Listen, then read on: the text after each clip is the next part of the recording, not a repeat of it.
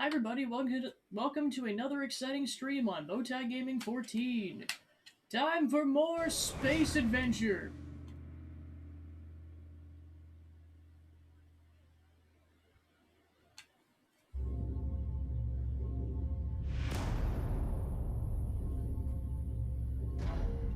I have to pay attention. It might be about the time where I have to switch controller batteries. I mean, luckily I've got the batteries with me this time, but still.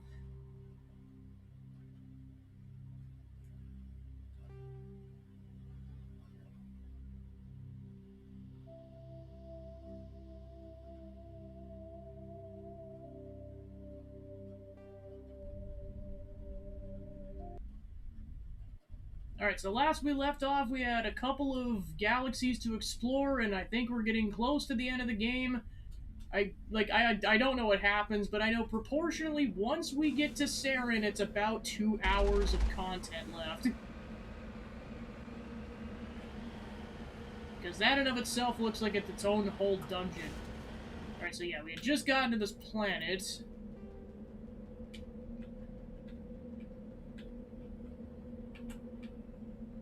Alright, where are we currently?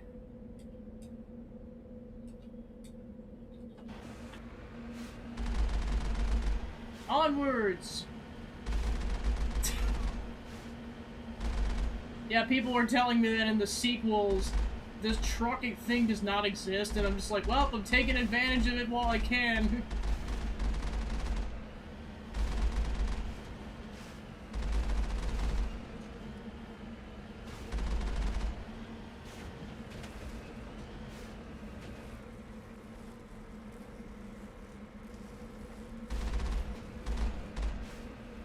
They also confirmed to me that, yes, the matriarch was supposed to be a later thing in the playthrough, but I proved you can do it early.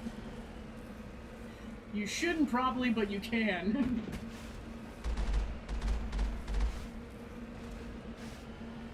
Whee!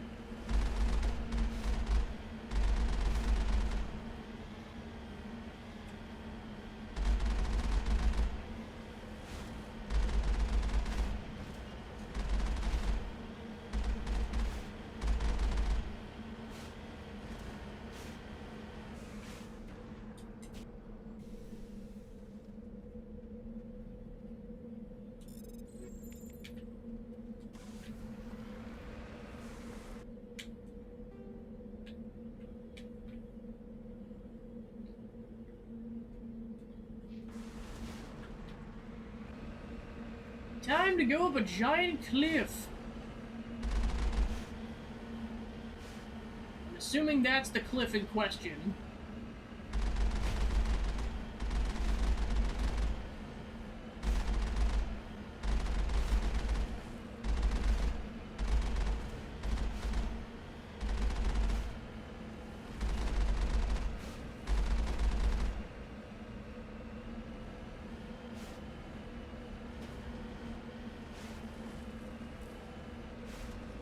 Go to that first. Well, it is closer.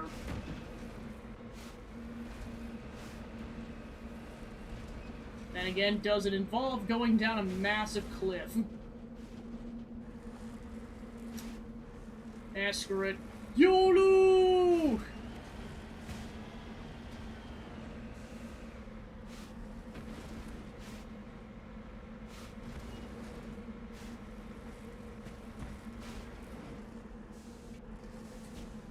Cover me.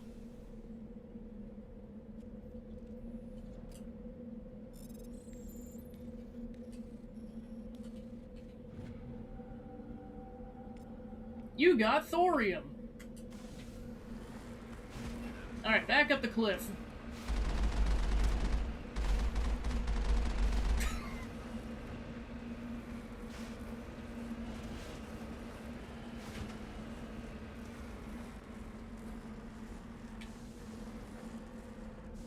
Not even sure if we can get up there, but we'll find out.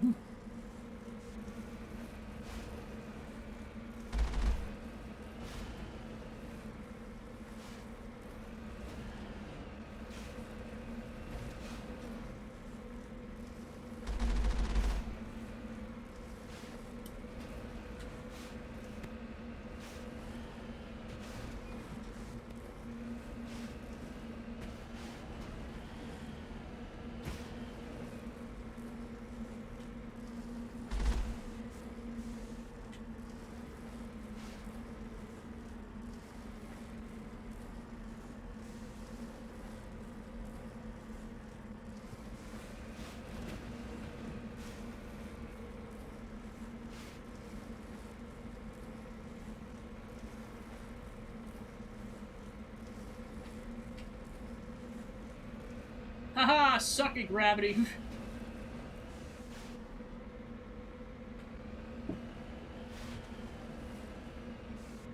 There's a base up here. Probably should save.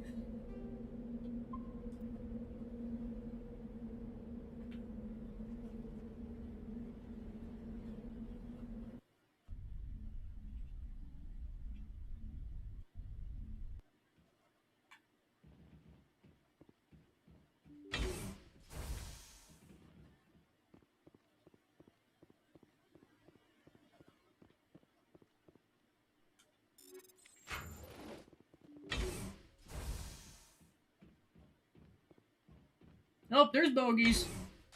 Here we go.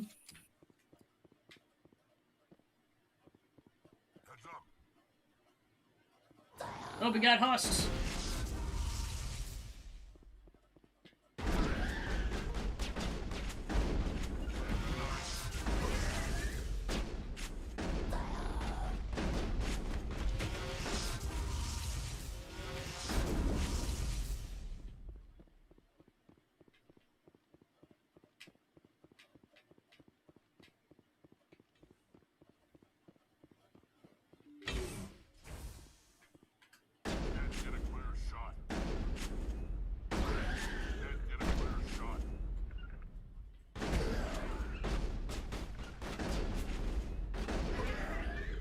Oh no, there's a lot of them behind us. Oh no.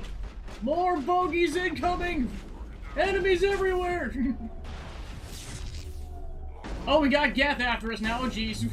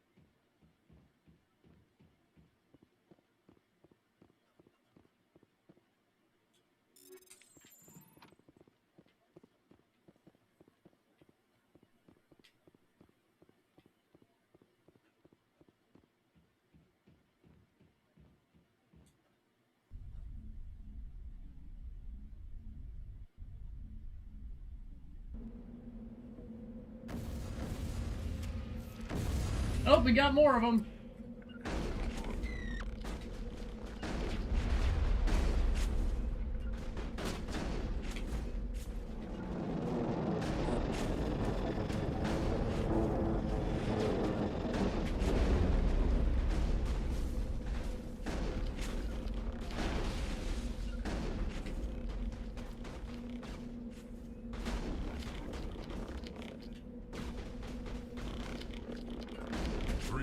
Outposts left to clear out?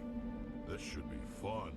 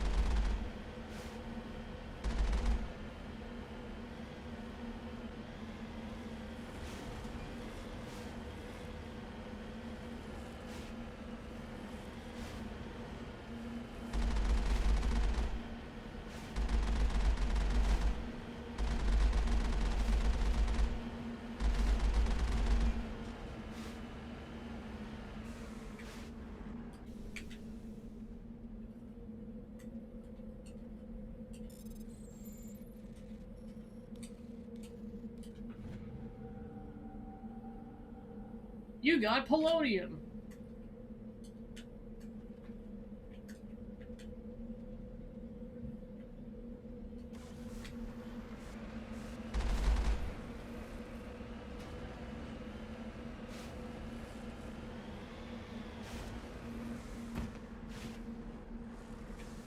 Heading to position.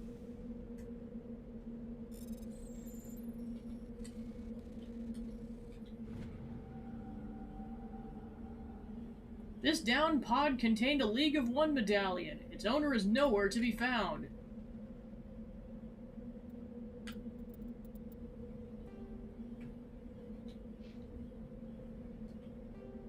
Alright, back to the Normandy.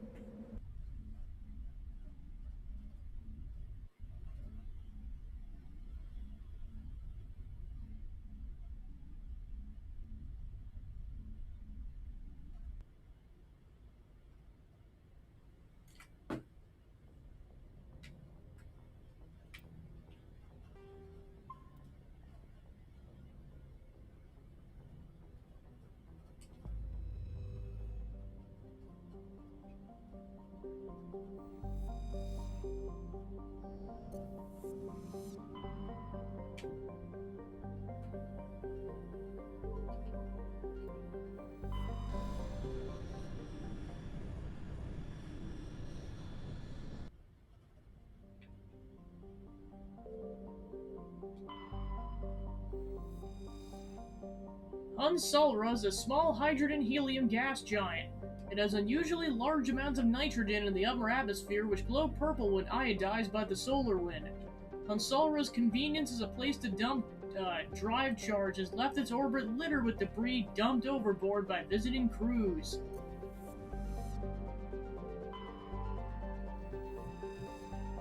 Solmarlon is one of Tereshkova's two outer worlds.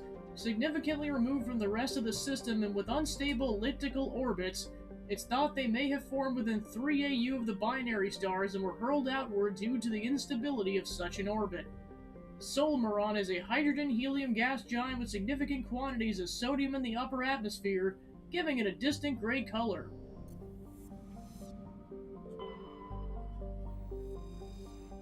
Mamanor is the second of Tereshkova's outer worlds. It's essentially a rock of unremarkable ores with some deposits of water ice, but no minerals of value. The frozen surface is composed of silica. Like the gas giant Solmarlon, it's thought that Mamanor formed too close to the Tereshkova stars and was thrown outwards by gravitational effects. Computer models suggest it'll be ejected from the system in a few 100,000 years. Alright, so this is where we can land.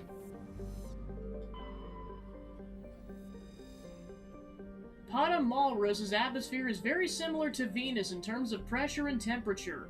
Unlike Venus, however, Patamalrus's atmosphere has a significantly large quantity of oxygen, both free and bound in sulfur dioxides. The surface is largely composed of magnesium with deposits of carbon. It's possible, if unlikely, that simple life may be developing on the planet. Computer modeling suggests the powerful solar winds from Tereshkova stars will blow off the planet's atmosphere in a few million years, lowering the temperature on the surface to the negative 70s. You got iridium.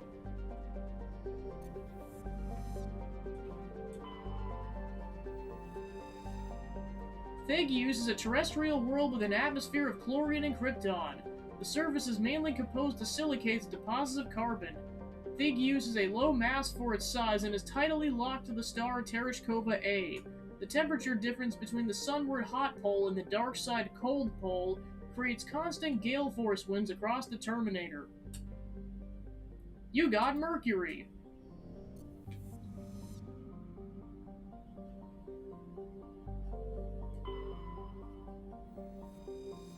Antibar is a cold terrestrial world with an atmosphere of methane and argon. Its frozen surface is mainly composed of iron with deposits of magnesium. The world has been noted as a possible target for long-term terraforming. If the atmosphere could be increased to the thickness of Earth, the global average temperature would rise by 10 degrees Celsius. Antibar's combination of low temperatures, high-speed surface winds, and low visibility make it dangerous to explore on foot. Shepard's like, we're doing it anyways. Sensing a pattern. Oh my gosh.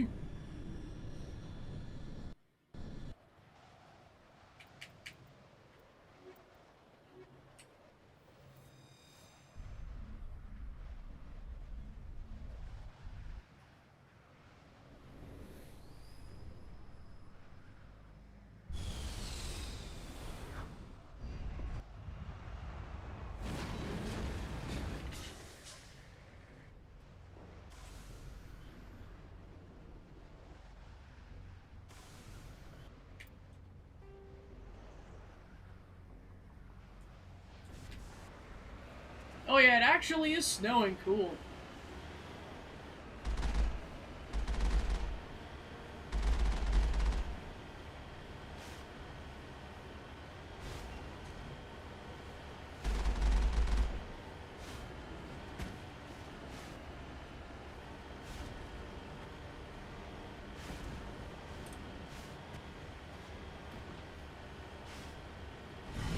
Oh shoot!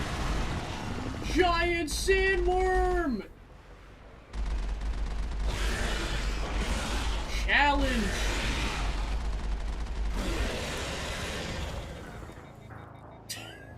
Immediately dies. Gosh darn it.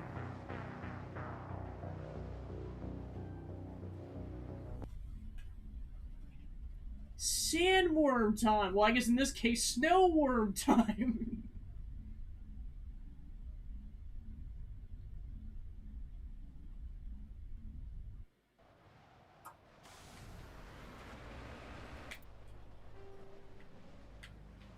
Take two!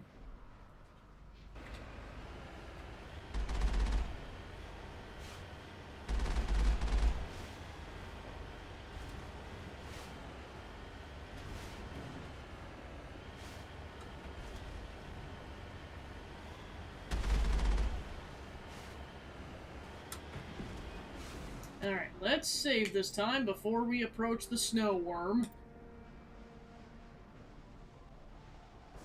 Heading to position.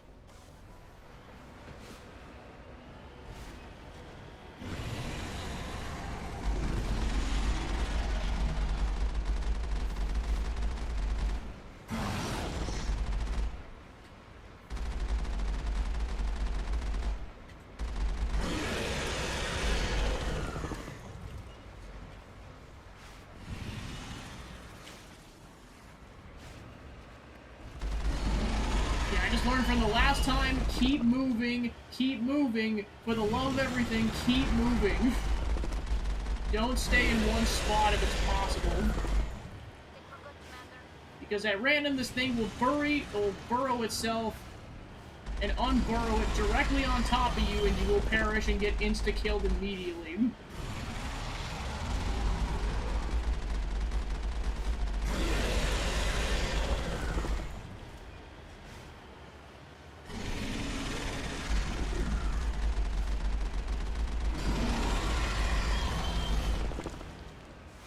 Oh shoot! No, no, no, no, no, no, no, no, no, no, no, no.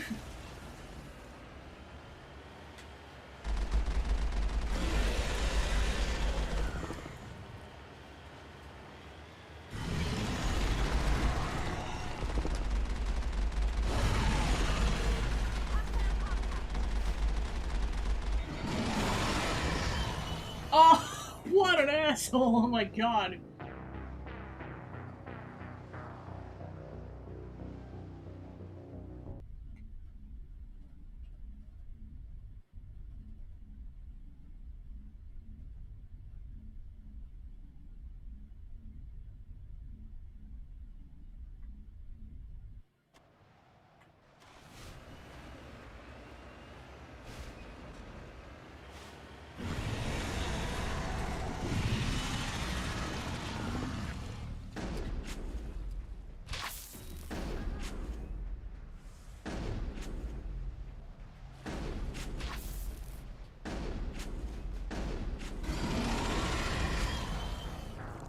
Yeah, being on foot just simply does not do enough damage.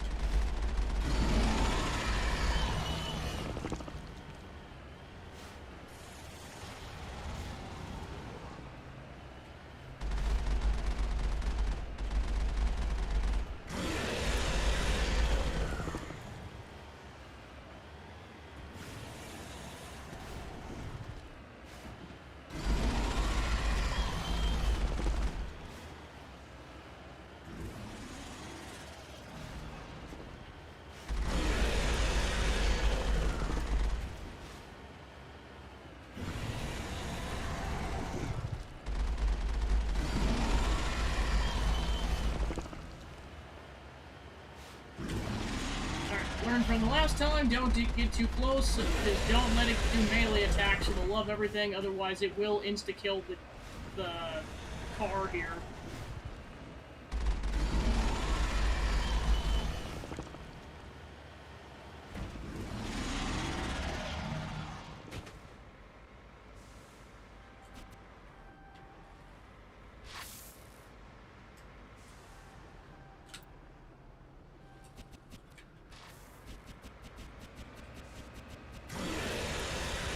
Gosh, he flipped the vehicle and we can't get out!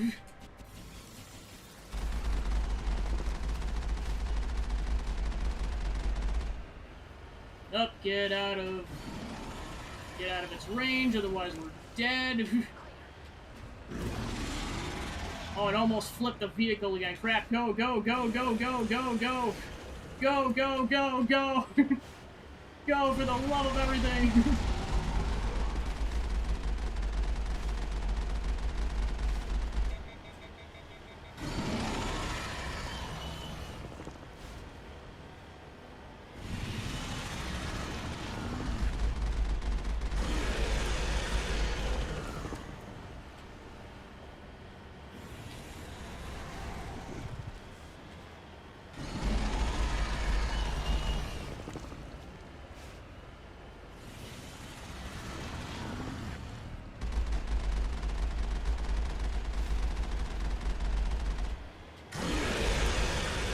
Oh, damn it! Man, I was probably only a couple hit points away from killing the darn thing. This is easily tougher than the last one.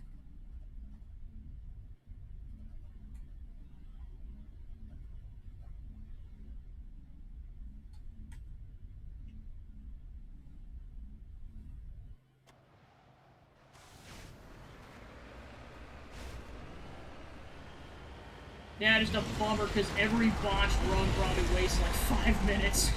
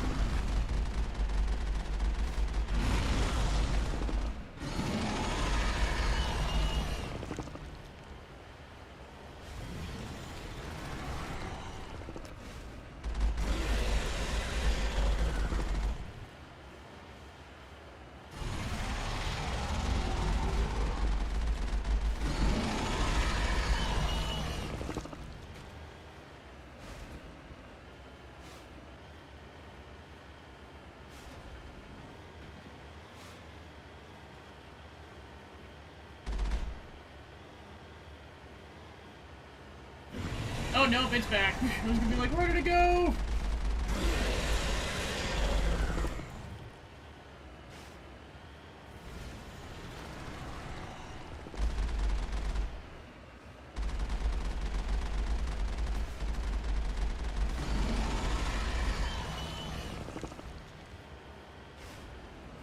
Oh shoot! No! Crap! Go! Go!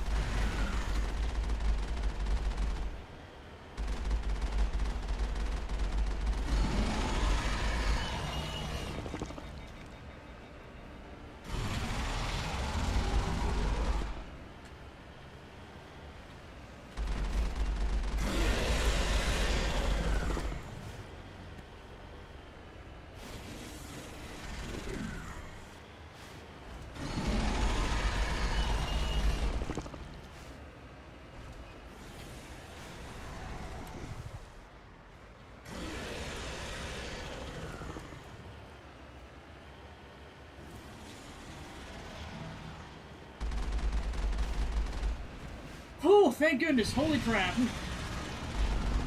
Oh, there's two of them?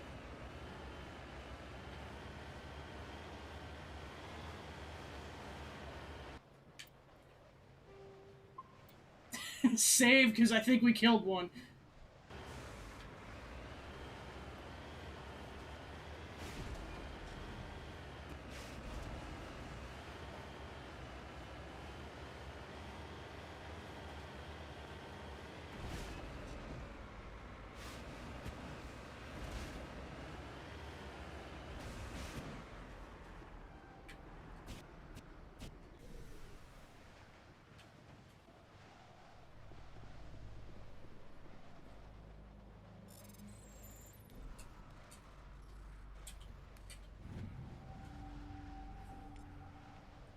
Searching the ruins, you discovered a Prothean data disk. Must have been dropped by one of the Treasure Maw's many victims.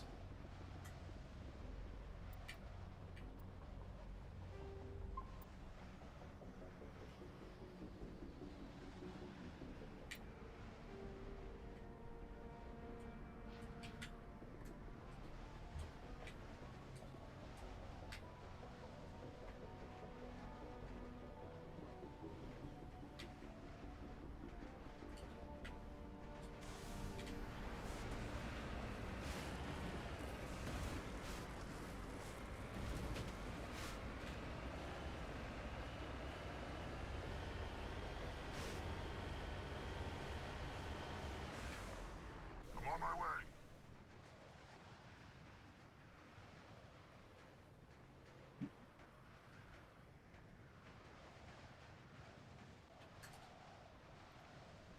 The vehicle and the human corpses show the telltale signs of Geth weapon fire. The Geth have been mangled by the Thresher Maw. At least they got what was coming to them.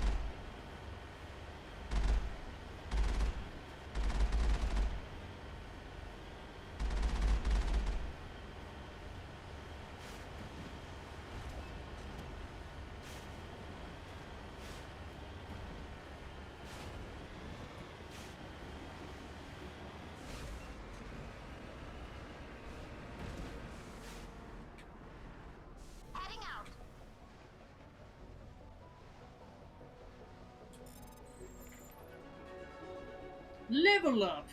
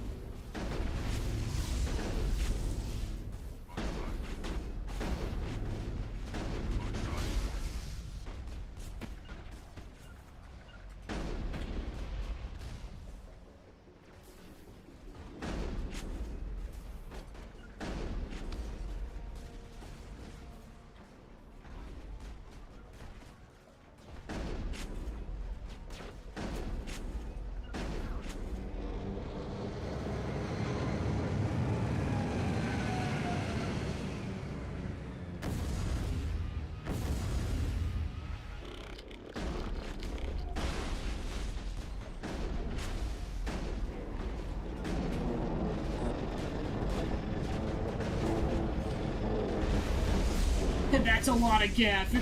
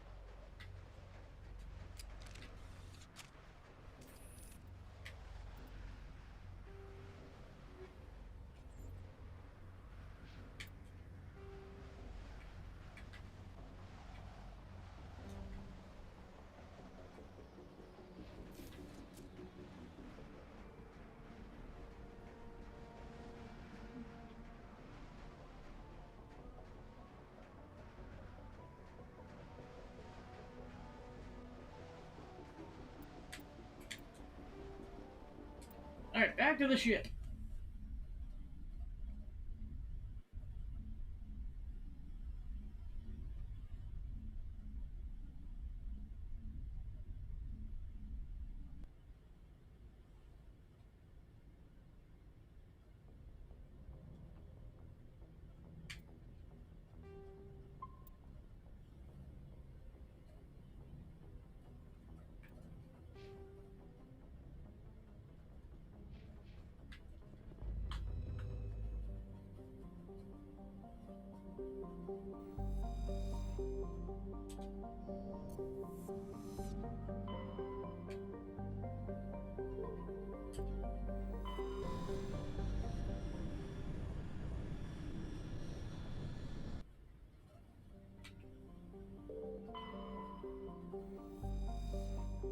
Tragear is a tiny ice door for the trace atmosphere of Xenon and Krypton. The frozen surface is mainly composed of water ice and ammonia. Cryovolcanic processes are gradually repaving the surface with sheets of fresh ice. You got lithium.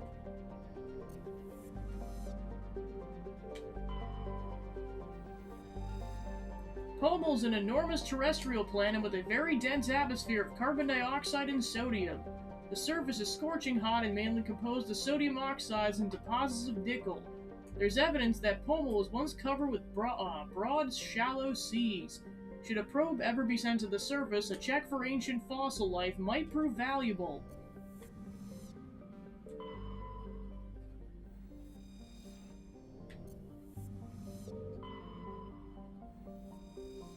Matar is a terrestrial planet with a thick atmosphere composed of nitrogen and krypton. Its frigid surface is mainly composed of sodium oxide with deposits of copper. Because of noxious surface gases, explorers are warned to use extreme caution. Matar lacks a magnetic field. This makes it useless for discharging FTL drive cores in orbit. The energetic particles of solar wind from Hong strike the upper atmosphere directly, ionizing the krypton. This gives the planet its distinctive minty green-white hue. Scans of the planet revealed debris from a destroyed Asari freighter. Further scans uncovered a body which brought on board. Dr. Chuck was examined it but learned nothing about its origin. Among the Asari's personal effects was one of the matriarch's writings.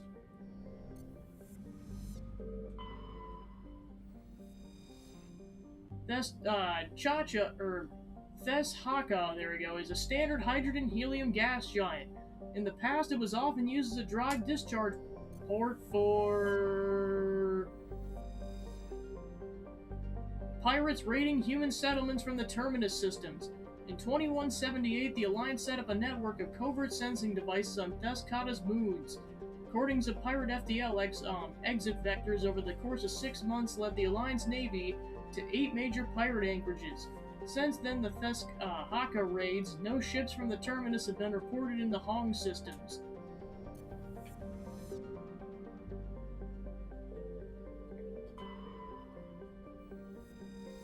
Casbin is a classic pre-garden terrestrial world with conditions similar to those on Earth millions of years ago. Its hot, humid atmosphere is mainly composed of nitrogen and carbon dioxide. An increasing amount on the surface is covered by simple lichen and algae. Should no unexpected calamity occur, these tiny plants will change the atmosphere to an Earth-like nitrogen-oxygen mix over the course of the next few millennia. Due to its potential for future habitability and sapient life, Caspin's been designed a sanctuary world by the Citadel Council. Landing is prohibited by law, and any disturbing of the fragile young ecosystem will result in harsh fines and imprisonment. At present, the planet is passing through the debris trail of a long-period comet. Shepard's like, we're landing there anyways.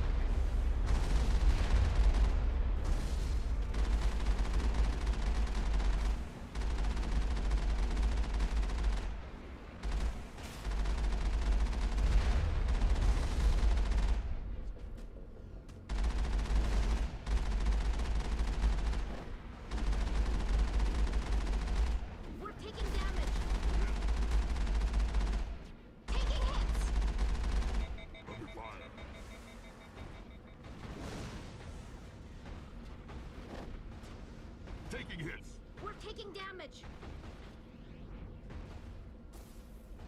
Under fire.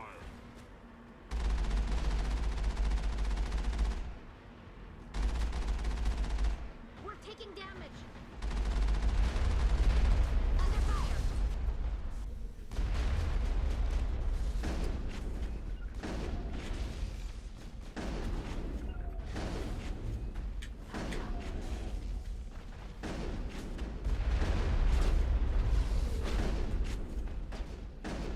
I've lost contact. Cannot get a clear shot. Got them.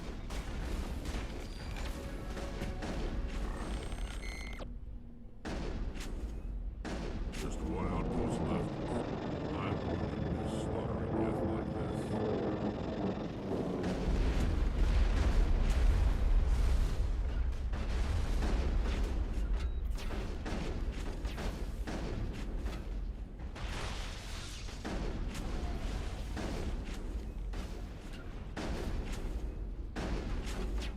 Locked and loaded.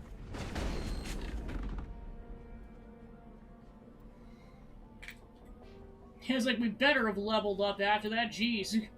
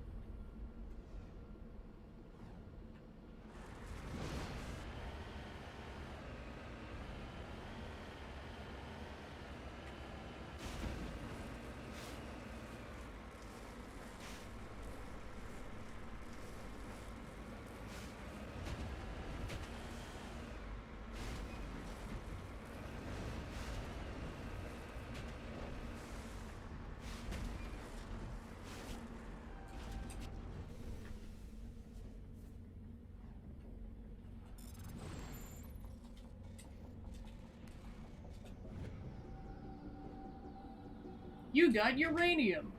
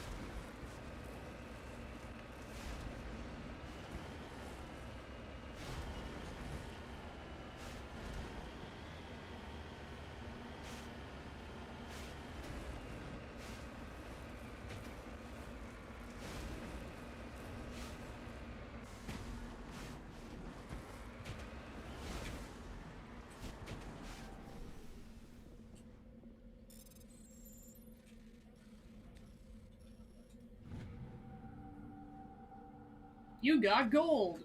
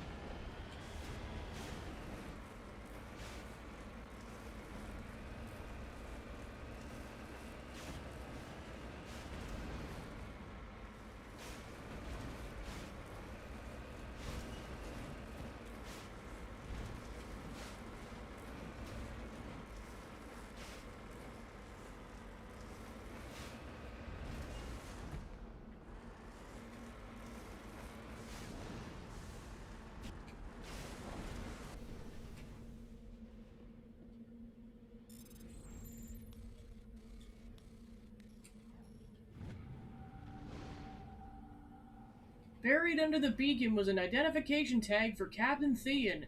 There's no indication of why it was hidden there or who buried it in the first place.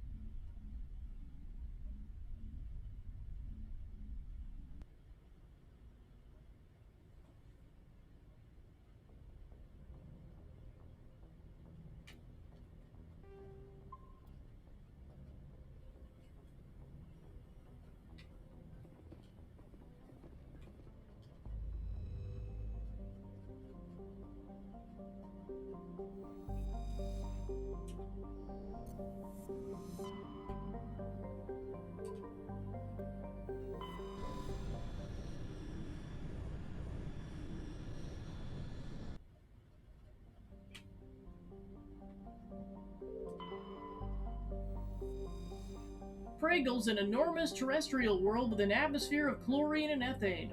Surface is mainly composed of sulfur with deposits of aluminum. No landing has ever been attempted. While scanning the planet, you discovered several marker buoys orbiting it. Chief Engineer Adams secured some high-res optic images of the buoys which appeared to have been neglected for some time. Each one was marked with the Baetica colony insignia.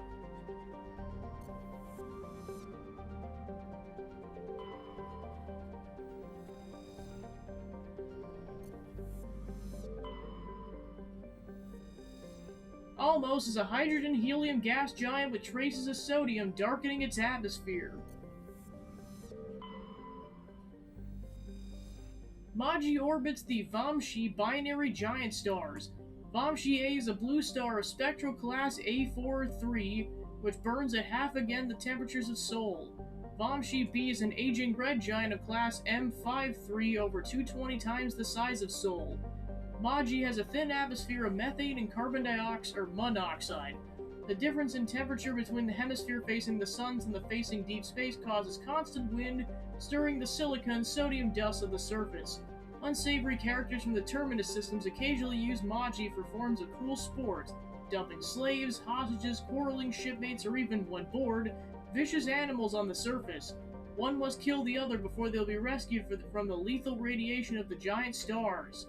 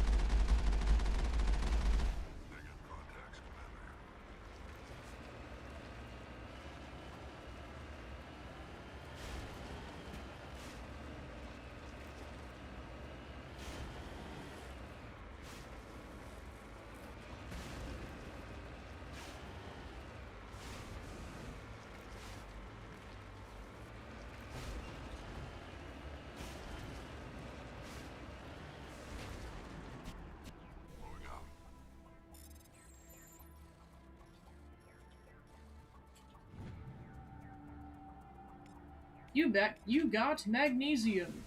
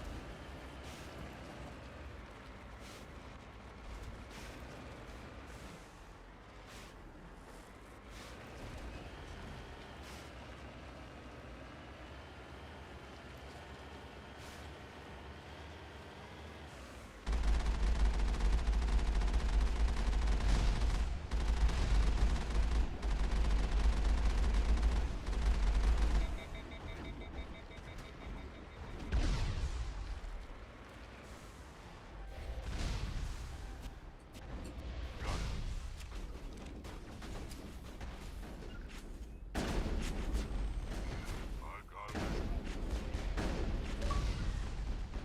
it. Death Hunter.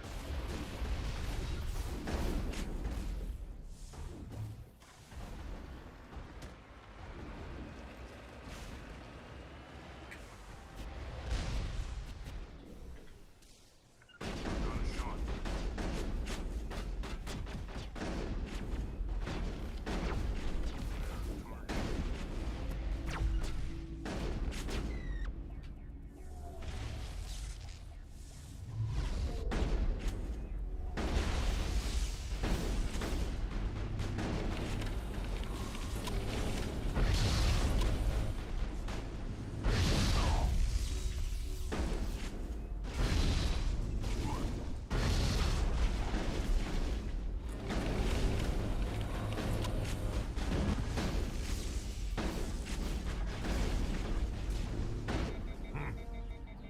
I thought one of these outposts would be a major base of operations. Hold on. This receiver's picking up some kind of transmission. Based on the signal strength, I'd say it's coming from inside this star cluster. The main Geth base. Use the signal to lock onto its location and go take it out. The main Geth base. Use the signal to lock onto its location and go take it out.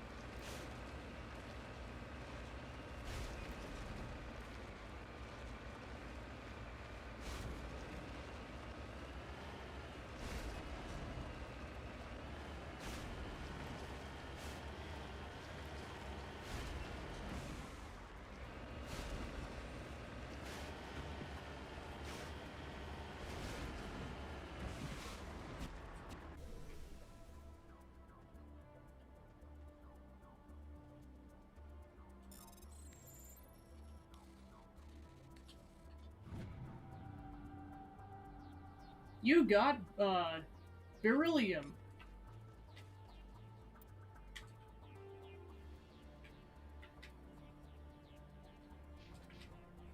You lead. I'll follow.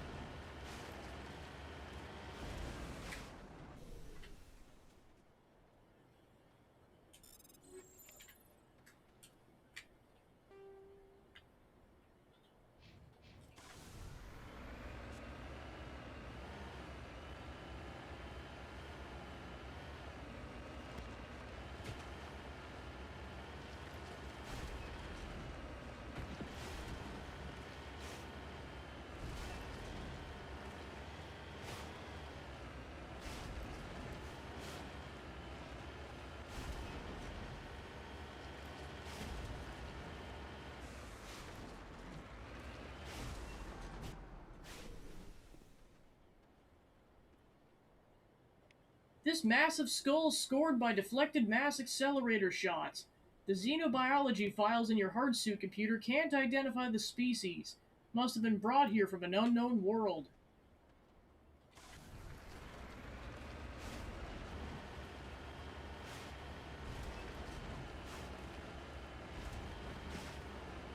Welcome on into more space!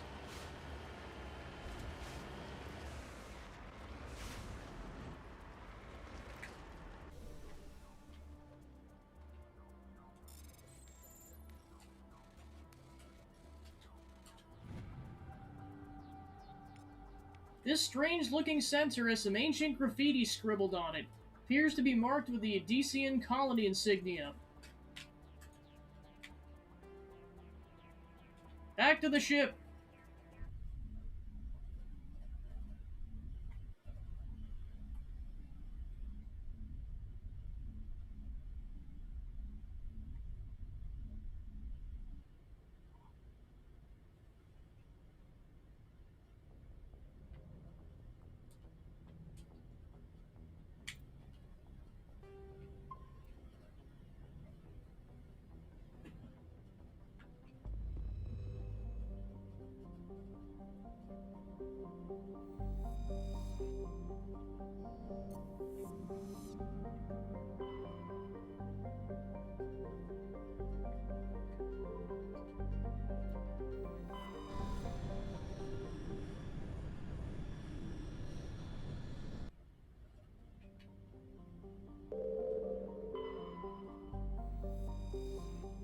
Notan Ben is a hydrogen-helium gas giant with traces of ammonia.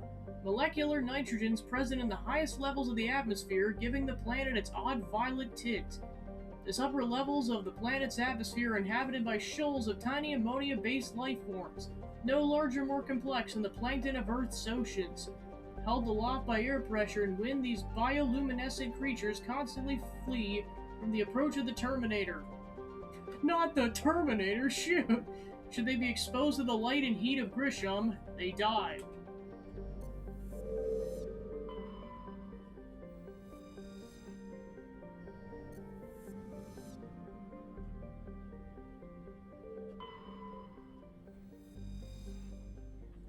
Benda has a dense atmosphere of sulfur dioxide and chlorine. Though technically classified as a terrestrial world, but the surface of the planet is never cooled enough for a crust to form. It's a global sea of molten rock. Like Zaharox, its atmosphere is being blasted away by the solar wind. Once its thick atmosphere is gone, Benda's surface will be a mere 400 degrees Celsius. Scans of the planet uncovered an ancient Solarian vessel. A small team was dispatched to search for valuables. The only item of value to recover was a League of One medallion.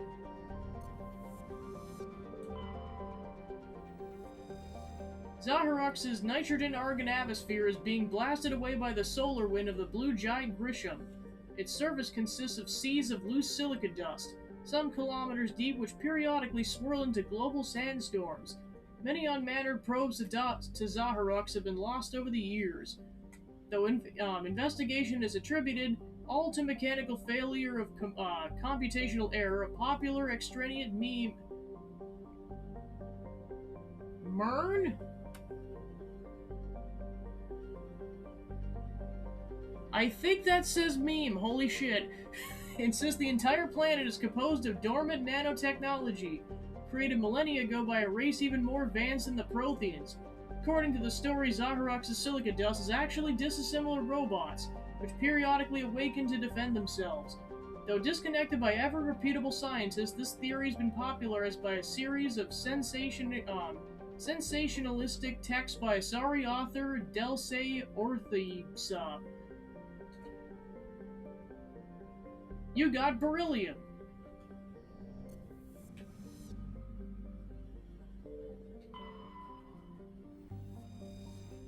Solcrum is the largest moon of the gas giant known Tanban. It has a trace atmosphere of krypton and xenon. The crust is composed of various metals with deposits of sodium.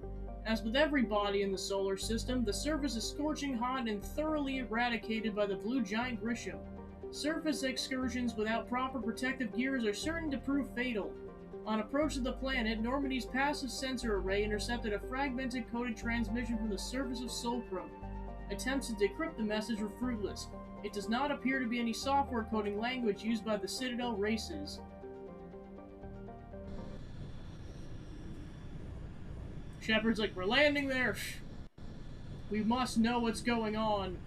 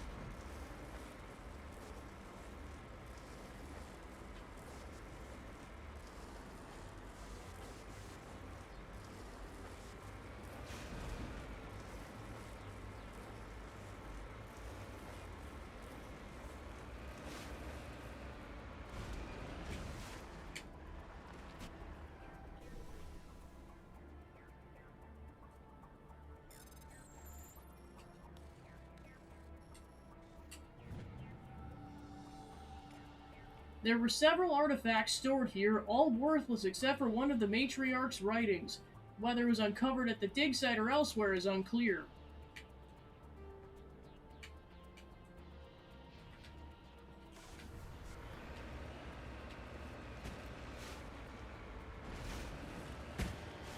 Whee! Flop.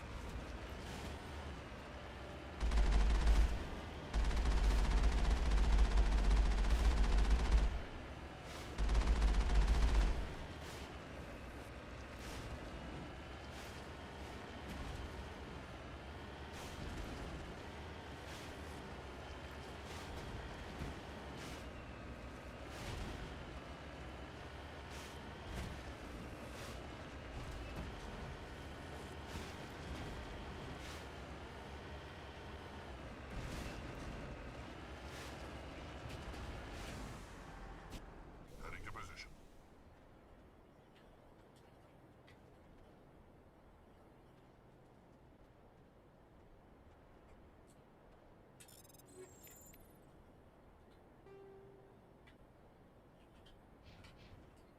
No sense standing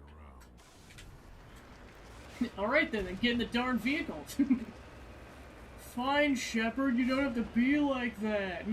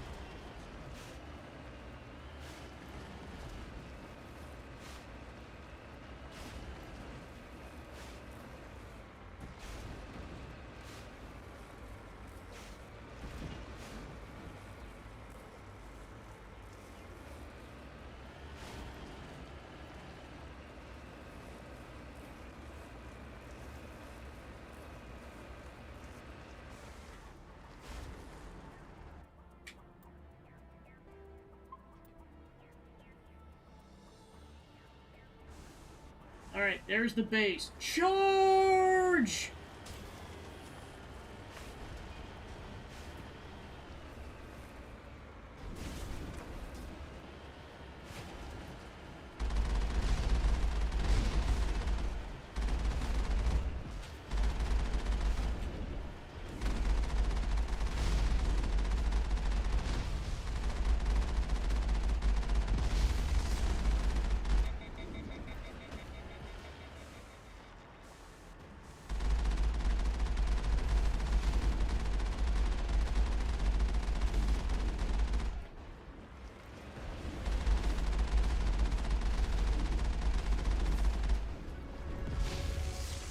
We killed one and we leveled up. Yay.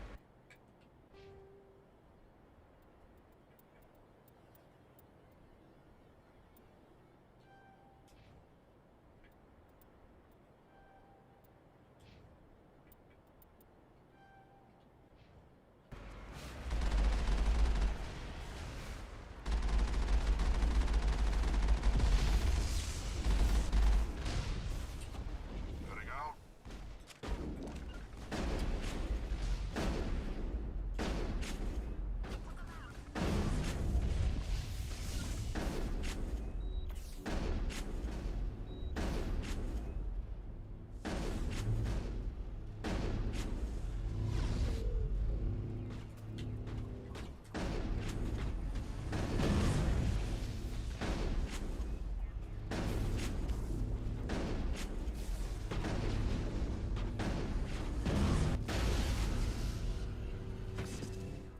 Whoop whoop.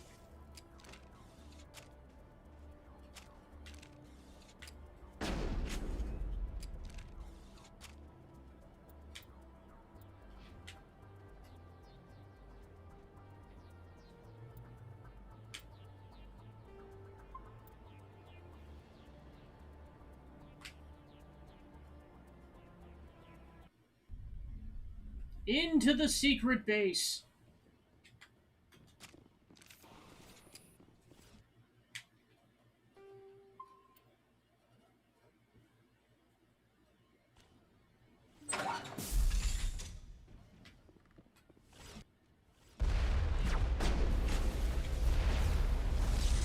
I say we found the Geth base.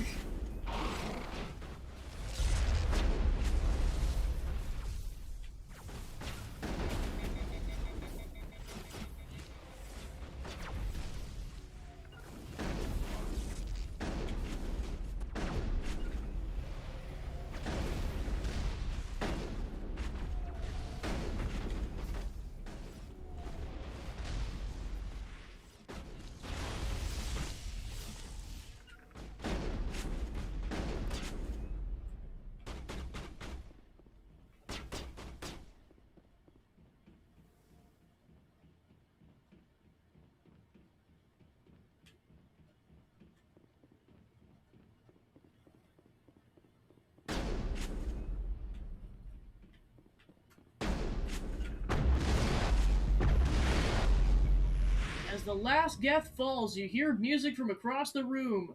On the monitor, a Quarian stands before a hushed crowd, warbling a mournful a cappella of worlds and innocence lost. The recorded song is dispatched to the Geth worlds behind the Persis Veil. The transmitter shuts down.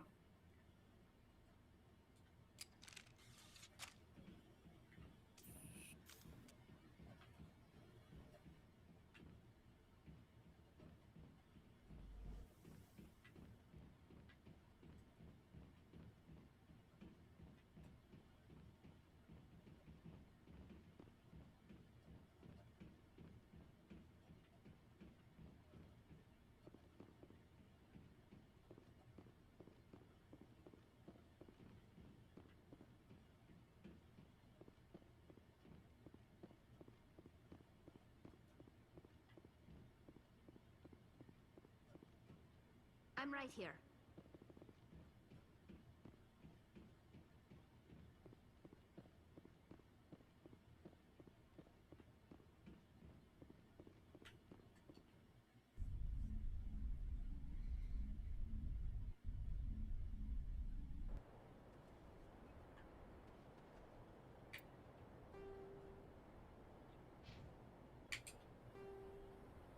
Back to the ship.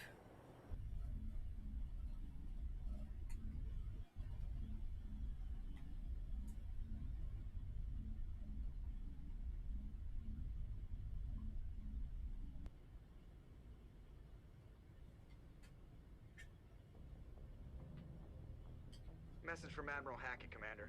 Patching it through. We just received your report. Looks like this Geth incursion was bigger than we thought. They were probably preparing for a major offensive in the system. We're increasing patrols in the Armstrong cluster to make sure they can't establish another foothold in the region. Nice job, Shepard. You saved a lot of human lives on this mission. Hackett out.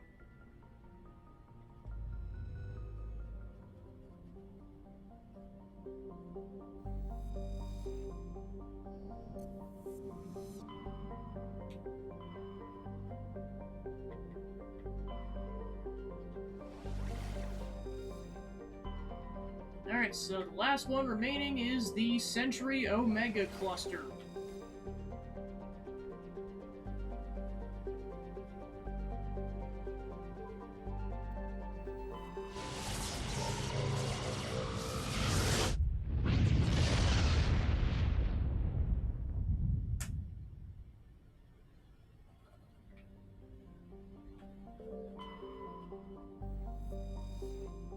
Chloroplon is a relatively small hydrogen-helium gas giant with a haze of methane in the upper atmosphere.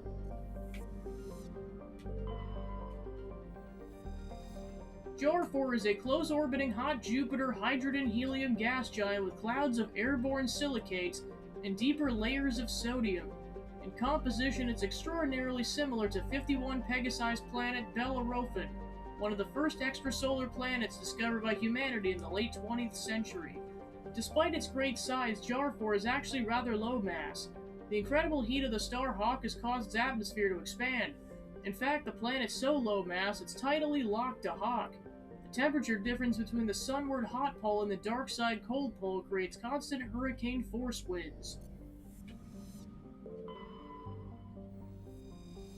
Namad is a terrestrial planet with a thick, hazy atmosphere of ammonia, methane, and a cocktail of other hydrocarbon gases. The surface is scorching hot and mainly composed of nickel with deposits of iron. With a density 1.4 times that of Earth, it's obvious that the planet's rich with heavier elements. Mining can be extremely profitable, though the lethal heat and high gravity would make initial costly. Given the political instability of the nearby terminus systems, investment is unlikely.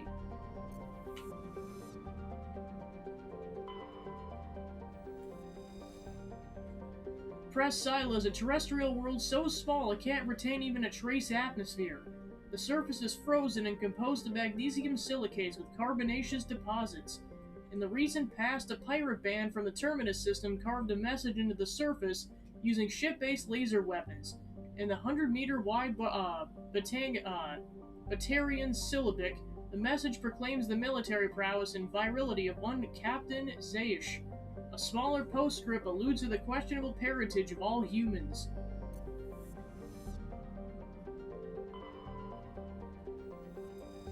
Vermeer is a lush frontier world ideal for colonization by carbon-based species.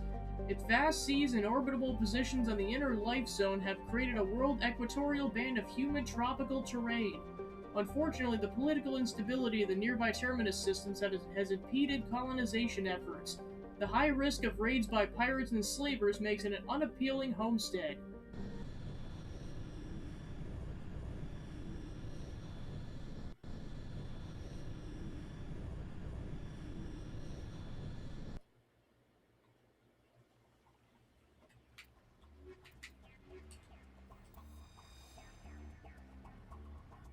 Commander, I'm reading a signal. Must be our Solarian infiltration tube.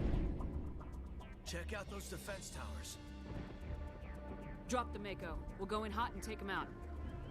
I'll get you in underneath their radar, Commander.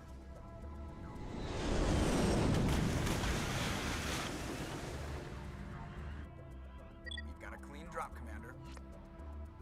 Good job, Joker! Stay out of range and continue evasive maneuvers until I bring those AA towers down. I know the drill. Meet you at the camp once those towers are offline. Joker out.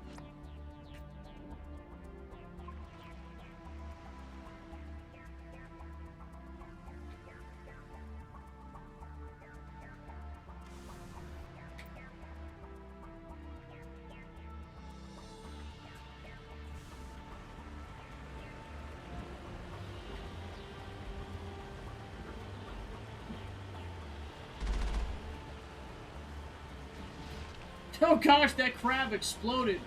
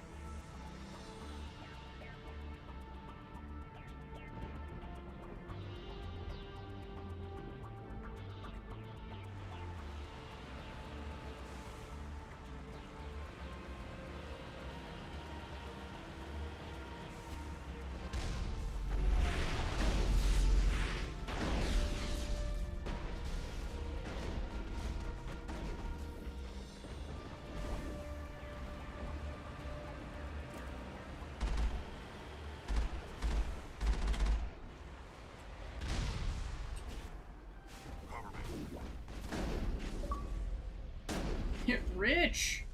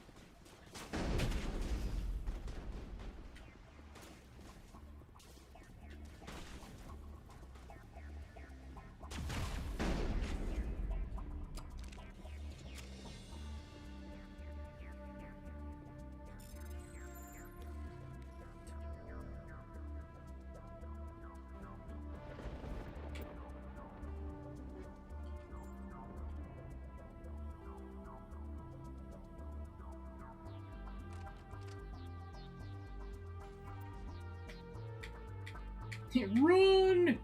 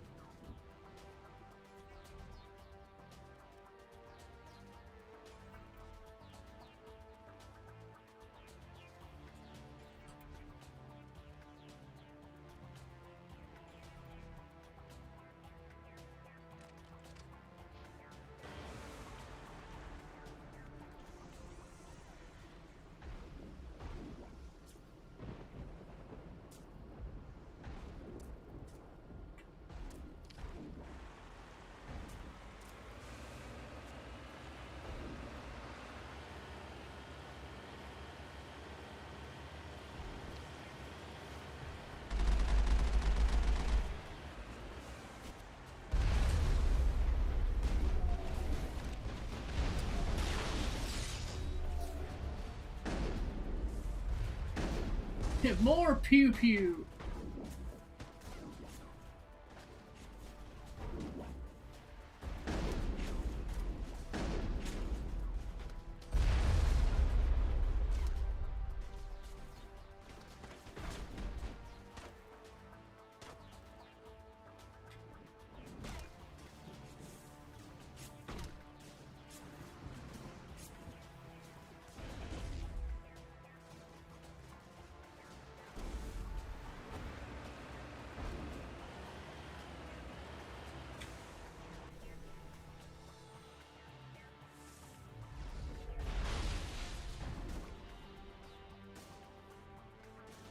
That's a big gun. Hope we can find the off button.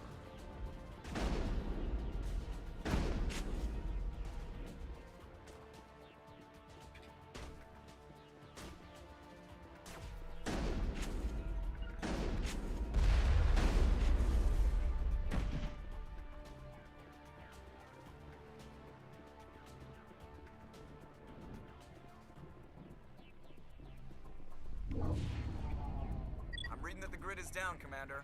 On approach to the Solarian base now. Out.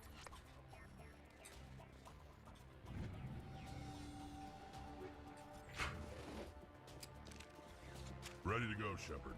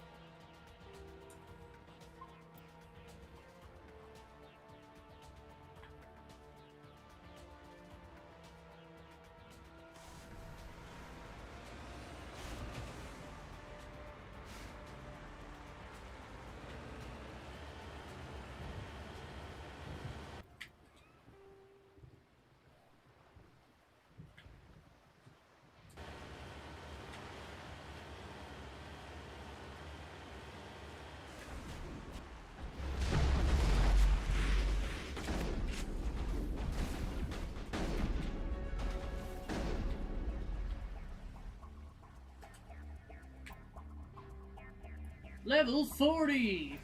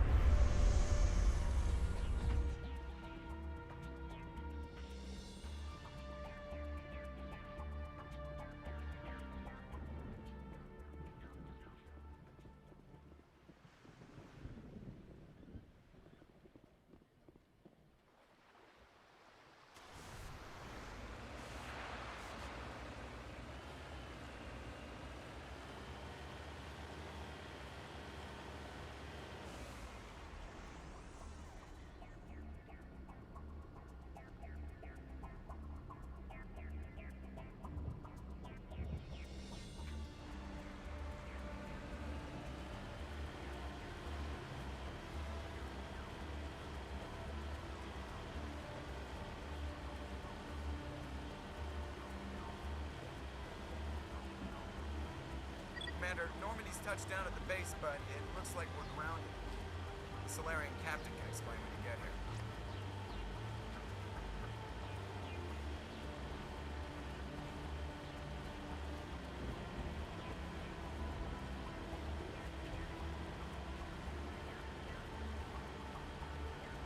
There's the key.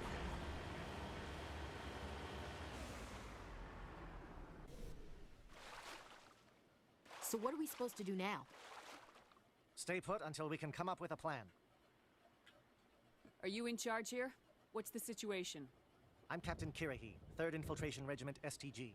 You and your crew have just landed in the middle of a hot zone. Every AA gun within 10 miles has been alerted to your presence. What are we supposed to do in the meantime?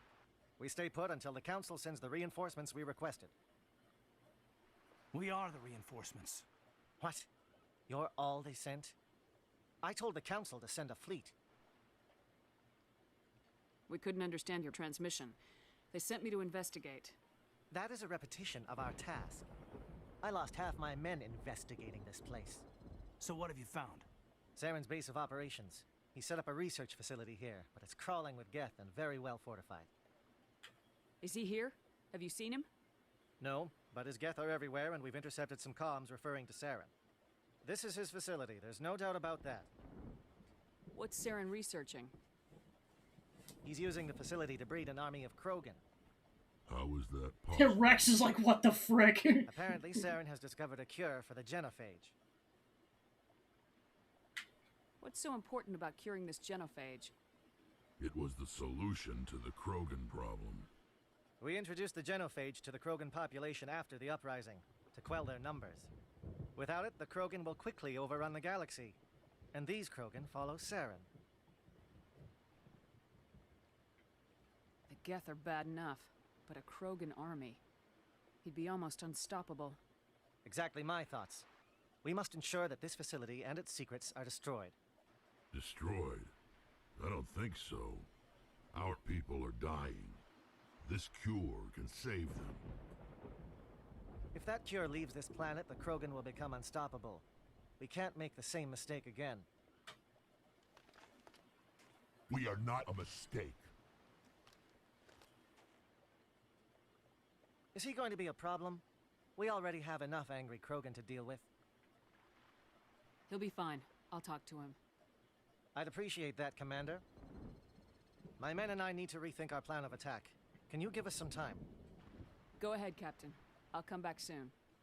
We won't be long, Commander. In the meantime, if you need any supplies, you can talk to Commander Rentola. He's in one of the tents nearby. Looks like things are a bit of a mess. Yeah. I wouldn't be so worried if it wasn't for Rex. He looks like he's gonna blow a gasket. You think I should go talk to him? It wouldn't hurt. Well, it might, actually. Just do it carefully. Rex doesn't worry me. He'll fall in line. If you say so. But I'm gonna keep my eye on him, if it's all the same to you.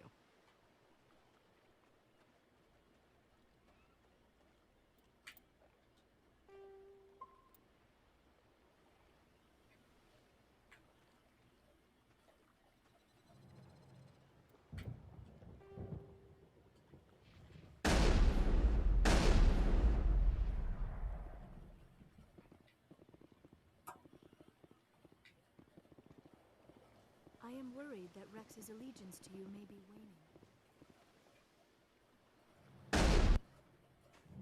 This isn't right, Shepard. If there's a cure for the genophage, we can't destroy it. Calm down, Rex. I'm not the enemy here. Saren's the one you should be mad at.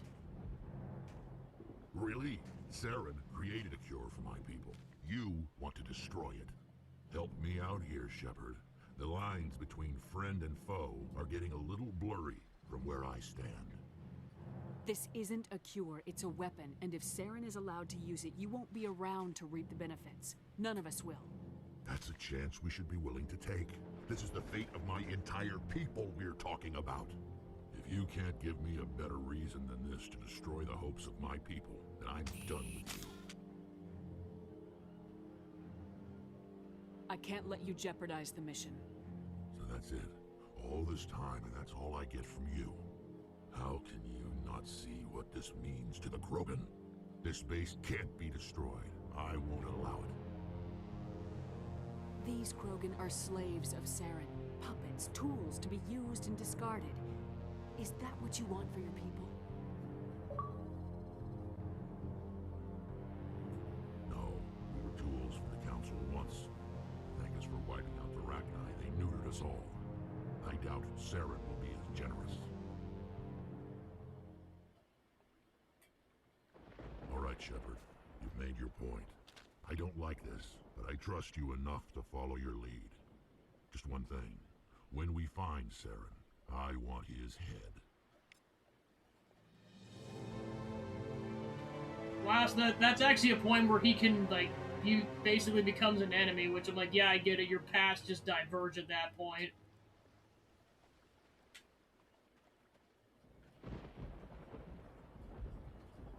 Alright, we're cool. Nice work with Rex. I didn't think anything would calm him down. It won't be an easy fight, but we're ready when you are. Normally I wouldn't think much of Solarians in a firefight, but these soldiers seem well trained.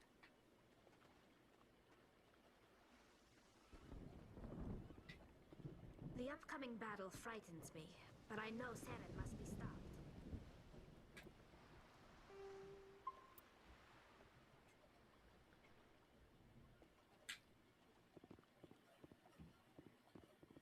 Greetings, human. I am Commander Rentola. I can provide you with supplies for the upcoming mission. For anything else, I suggest you speak with Captain Kirahi. Let me see what you have. What little there is.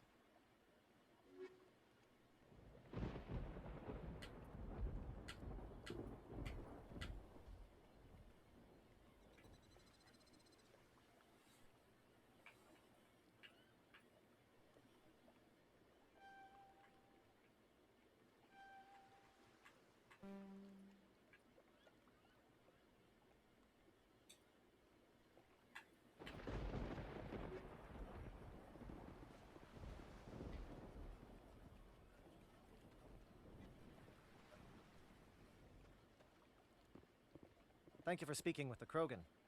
The assault on Saren's base will be difficult enough as it is. I assume that means you've come up with a plan. Of sorts. We can convert our ship's drive system into a 20-kiloton ordnance. Crude, but effective. Nice.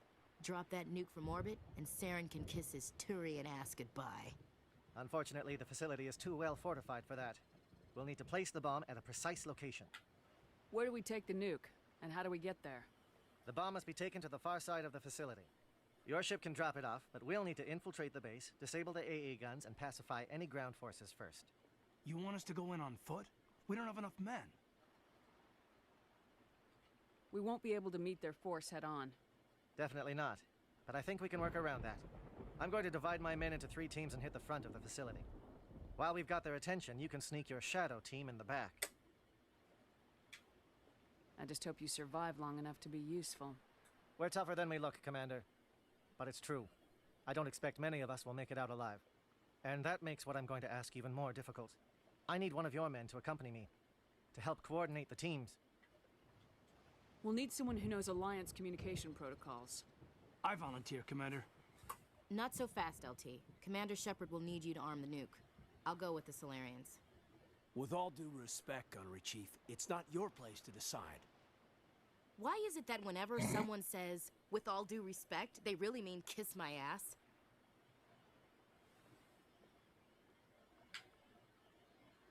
Shut it, Marines! Who would be better suited to the mission? Either of these 2 will do, Commander.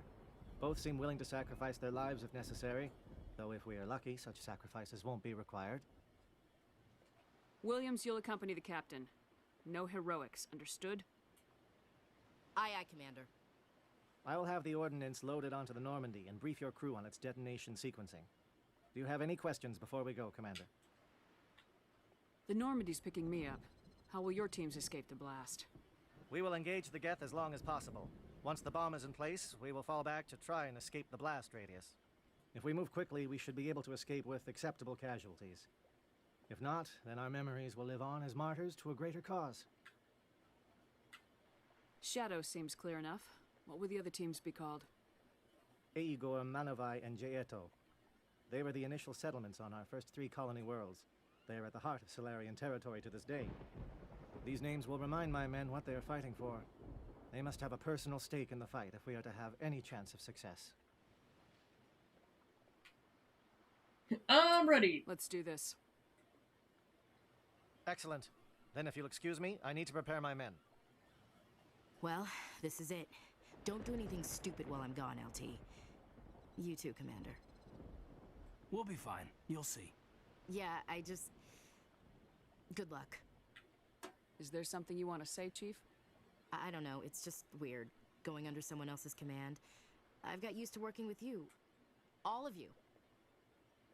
Don't worry. We'll see you on the other side. I know.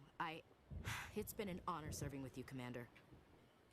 Whatever happens, everyone just keep shooting. We go in hard, hit them harder, and we'll be the only damn thing that comes out the other side. You bet, Commander. You all know the mission and what is at stake. I have come to trust each of you with my life, but I have also heard murmurs of discontent. I share your concerns. We are trained for espionage. We would be legends, but the records are sealed. Glorying in battle is not our way. Think of our heroes. The Silent Step, who defeated a nation with a single shot. Or the Ever Alert, who kept armies at bay with hidden facts. These giants do not seem to give us solace here, but they are not all that we are.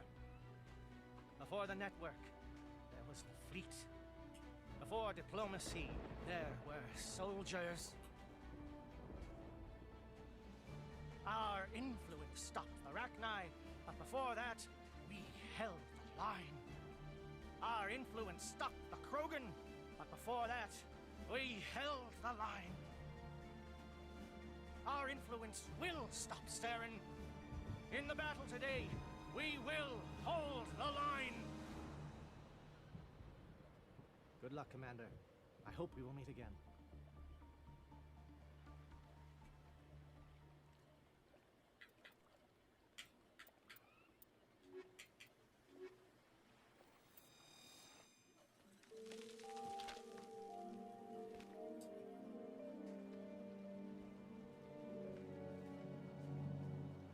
Comm check. Do you read me, Commander?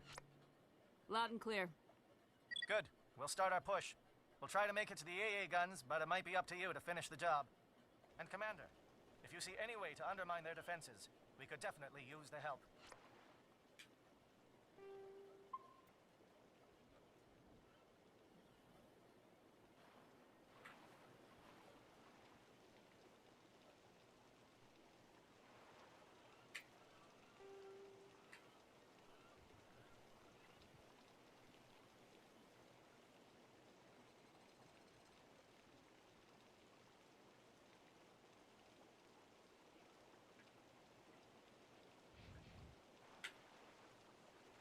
Shadow is on the ground. Repeat, Shadow is on the ground. Chief Williams, lead your team. Manovai, stay at your teams. Move. Time to get some attention.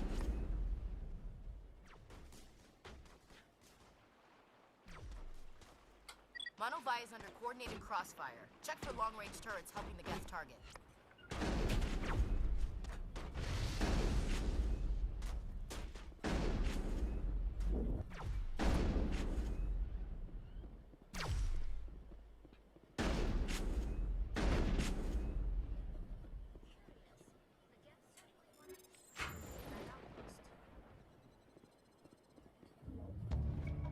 Geth communications disrupted.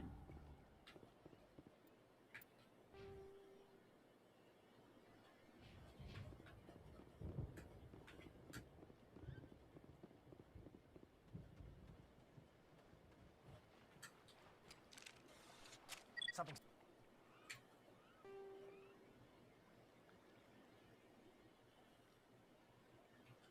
Scramble, they're targeting. We've got a shot. Chief Williams, take the heat off Manovai.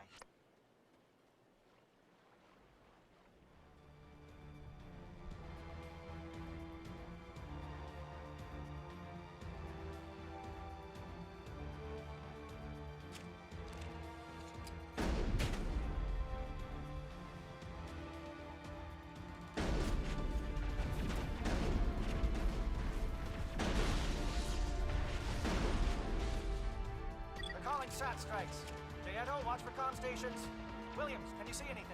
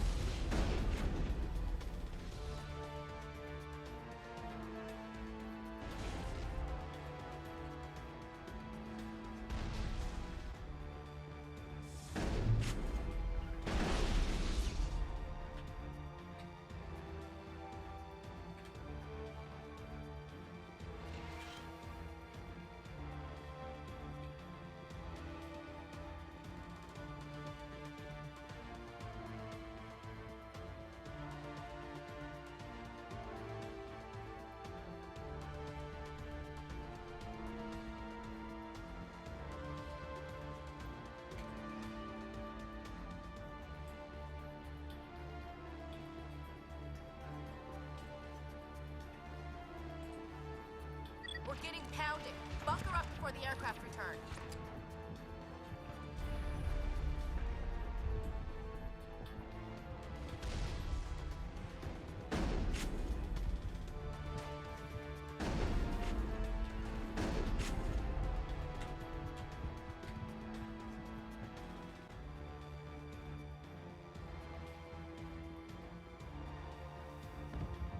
Captain Kirhe's down.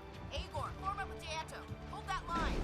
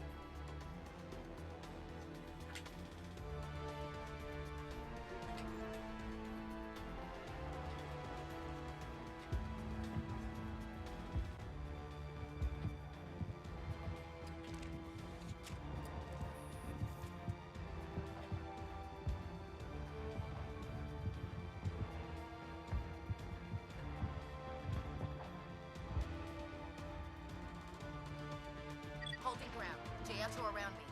Shadow team must be getting close.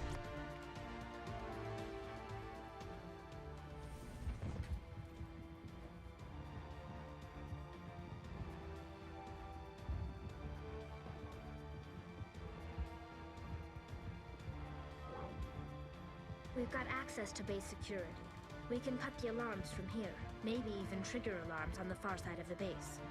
It'll clear the guards out for us, but they might be too much for the Solarian teams to handle. Just disable the alarms. We can handle any guards inside.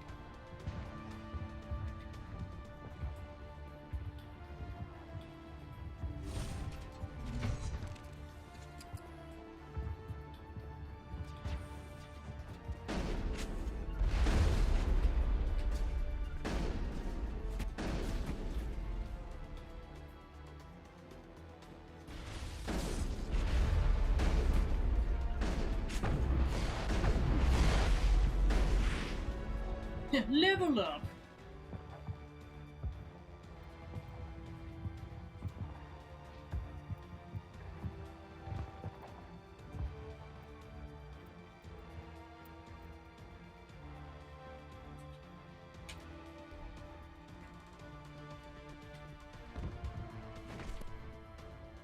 Good job, Rex.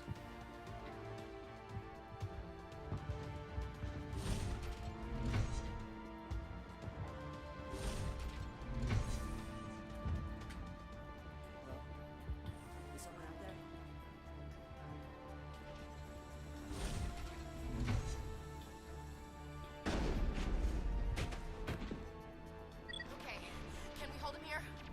Damn it, fill those holes. Come on, Shepard, hurry it up.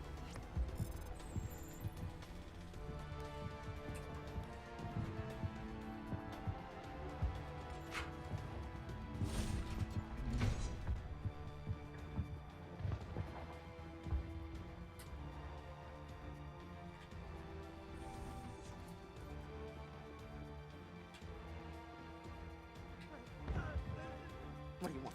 I told you everything. Who are you? Alliance, right? I knew someone would come. It tried to break me, but it couldn't. I shut it out. Slow down. I need to know where you came from. Private Mano Savat of the 3rd Infiltration Regiment, STG, man. Captured while on reconnaissance 6 days ago. Glad to answer, man. Never any questions from these bastards. Just whispers and poking and cutting. I said anything to get out and get some payback. That's not too much to ask, is it? A little payback? Can you help me, or will I be carrying you out of here? I'll be at your back every step of the way. I just need to get out of here and away from that incessant whispering. They've piped it in for days now. Something's not right here, Shepard. Setting him free could endanger the mission. No. No! I need to get out. This room is too small and it keeps talking, and I really want to get out of here and get some work done. I need to get out. Let me out. I can't take that chance. Can't take that chance. No chance. I need to do what it says. I have to. Let me out. Let me out! Let me out! Let me out!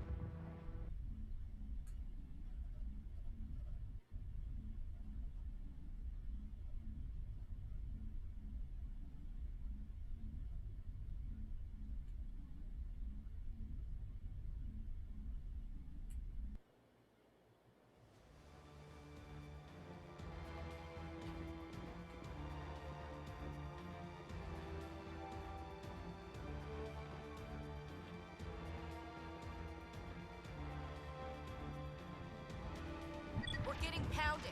Bunker up before the aircraft return.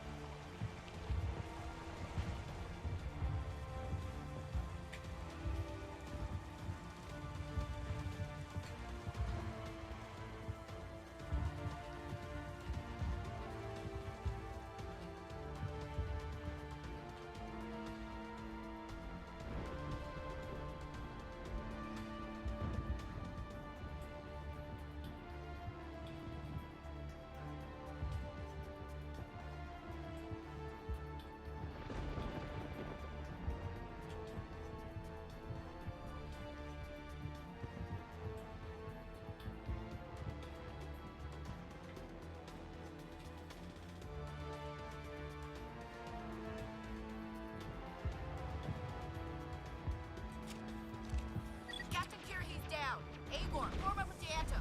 Hold that line.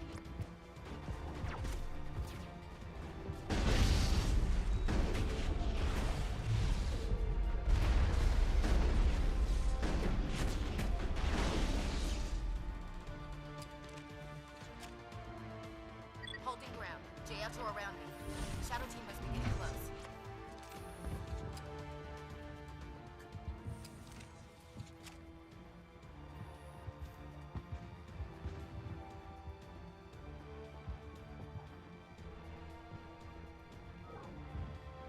We've got access to base.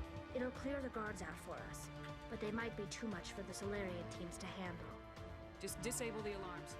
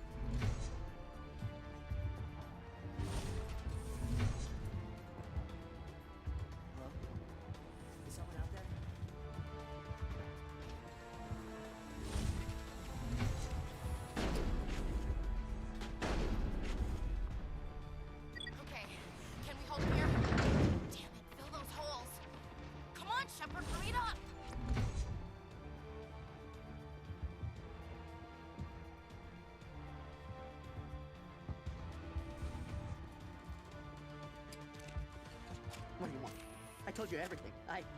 Who are you? Alliance, right? I knew someone would come. It tried to break me, but it couldn't. Slow down. No. That's not too much to ask, is it? A little payback? What did they do to you, soldier? Experiments, but I don't know what for. The effect of incessant... Something's not right here, Shepard. If we don't let him out, he's as good as dead. We have to do something. Yes, leaving me here would be bad. Very bad. It's too small and the noise just won't go away. Whispering is loud, you know? I need to get out. Let me out. Set him free. You could help us. Yes, sir. You'll find I am very good at following orders. I should be. I hear them over and over. Why are they repeated when they're so simple? Simple!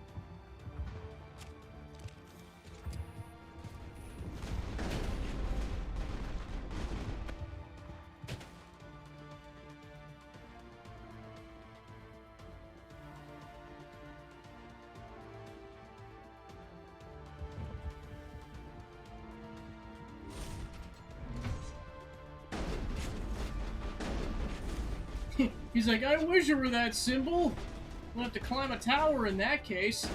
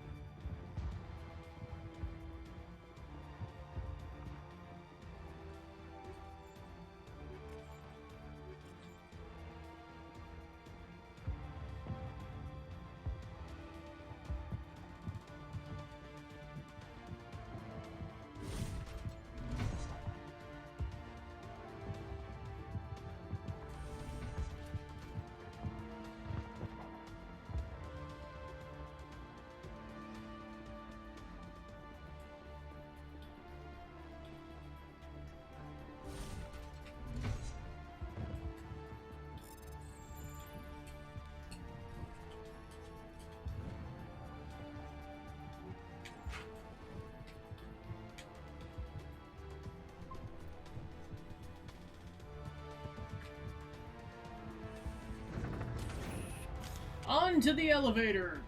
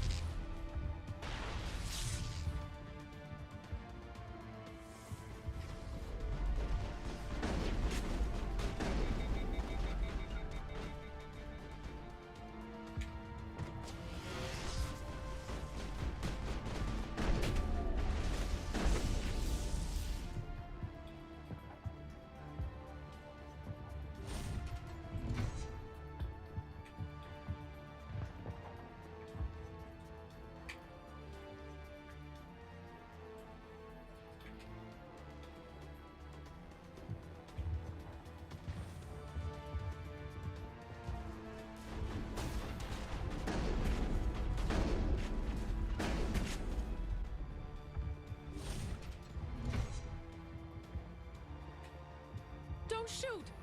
Please, I just want to get out of here before it's too late. I'm not gonna hurt you. Who are you? Rana Thanoptis, neurospecialist. But this job isn't worth dying over, or worse. You think the indoctrination only affects prisoners? Sooner or later, Saren will want to dissect my brain too. I thought this was a breeding facility. Not this level. We're studying Sovereign's effect on organic minds. At least that's what I assumed. Saren kept us in the dark as much as possible. You helped him and you didn't even know why? I didn't have the option of negotiating. This position is a little more permanent than I'd expected. But I can help you. This elevator behind me goes to Saren's private lab. I can get you in. See? Full access. All of Saren's private files. Are we good? Can I go? What were you studying here? It's that ship, Sovereign. It emits some kind of signal. Undetectable, but it's there. I've seen the effects. Saren uses it to influence his followers, to control them. It's called indoctrination. Direct exposure to the signal turns you into a mindless slave, like the Solarian test subjects. But there's collateral damage, too. What do you mean by collateral damage? Sovereign's signal is too strong. Spend too much time near the ship and you feel it, like a tingle at the back of the skull. It's like a whisper you can't quite hear. You're compelled to do things, but you don't know why. You just obey. Eventually, you just stop thinking for yourself. It happens to everyone at the facility. My first test subject was the man I replaced. Now I just want to get out of here before it happens to me. Why is Saren researching this? Isn't he the one controlling it? The signal comes from the ship. It makes us obey Saren, but I don't think he controls it. Not exactly. I think he's scared it might be affecting him. Indoctrination is subtle. By the time the effects become noticeable, it's usually too late. Tell me more about this signal. Signal's not exactly the right word. There is some kind of energy field emanating from the ship. It changes thought patterns. Over time, days, maybe a week, it weakens your will. You become easier to manipulate and control, but it's a degenerative condition. There's a balance between control and usefulness. The less freedom the subject maintains, the less capable it becomes. I'm gonna blow this place to hell and gone. If you want to make it out alive, you better start running. What? You can't. But I'll never. Ah!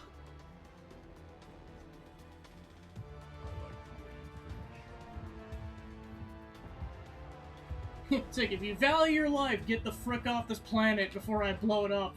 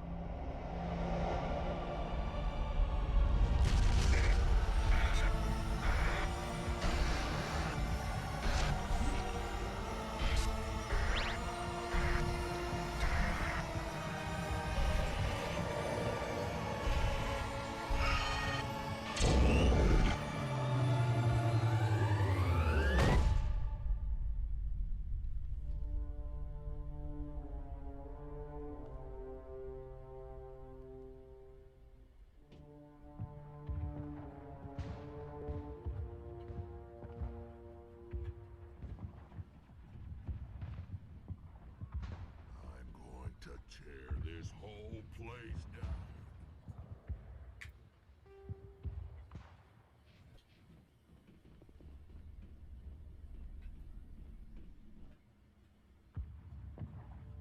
I get the feeling something bad is about to happen. You are not Saren. What is that? Some kind of VI interface? Rudimentary creatures of blood and flesh. You touch my mind, fumbling in ignorance, incapable of understanding. I don't think this is a VI. There is a realm of existence so far beyond your own, you cannot even imagine it. I am beyond your comprehension. I am sovereign. Wait, you're sentient? Sovereign isn't just some Reaper ship Saren found. It's an actual Reaper. Reaper, a label created by the Protheans to give voice to their destruction. In the end, what they chose to call us is irrelevant. We simply are. The Protheans vanished 50,000 years ago. You couldn't have been there. It's impossible. Organic life is nothing but a genetic mutation. An accident. Your lives are measured in years and decades. You wither and die. We are eternal, the pinnacle of evolution and existence. Before us, you are nothing. Your extinction is inevitable. We are the end of everything. There is an entire galaxy of races united and ready to face you. Confidence born of ignorance. The cycle cannot be broken. Cycle? What cycle? The pattern has repeated itself more times than you can fathom. Organic civilizations rise, evolve, advance, and at the apex of their glory, they are extinguished. The Protheans were not the first. They did not create the Citadel. They did not forge the mass relays. They merely found them. The legacy of my kind. Why would you construct the mass relays, then leave them for someone else to find? Your civilization is based on the technology of the mass relays. Our technology. By using it, your society develops along the paths we desire. We impose order on the chaos of organic evolution. You exist because we allow it, and you will end because we demand it. They're harvesting us, letting us advance to the level they need, then wiping us out. What do you want from us? Slaves? Resources? My kind transcends your very understanding. We are each a nation, independent, free of all weakness. You cannot even grasp the nature of our existence. Where did you come from? Who built you? We have no beginning. We have no end. We are infinite. Millions of years after your civilization has been eradicated and forgotten, we will endure. Where are the rest of the Reapers? Are you the last of your kind? We are legion. The time of our return is coming. Our numbers will darken the sky of every world. You cannot escape your doom. You're not even alive. Not really. You're just a machine, and machines can be broken. Your words are as empty as your future. I am the vanguard of your destruction. This exchange is over.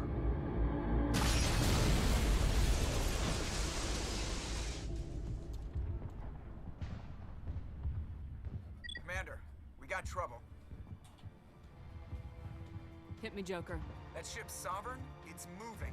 I don't know what you did down there, but that thing just pulled a turn that would shear any of our ships in half. It's coming your way, and it's coming hard. You need to wrap things up in there fast. There's nothing we can do here. Ideas, Shepard? Let's head to the breeding facility. Joker can pick us up after we set the nuke.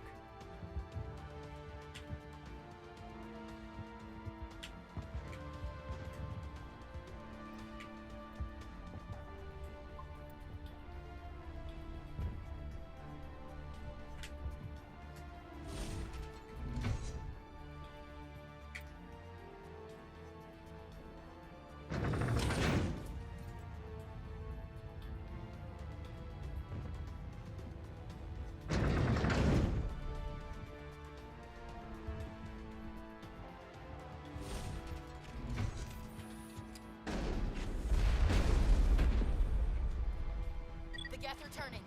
Shepard must be getting close. Janto, circle around. Keep them here. Keep them...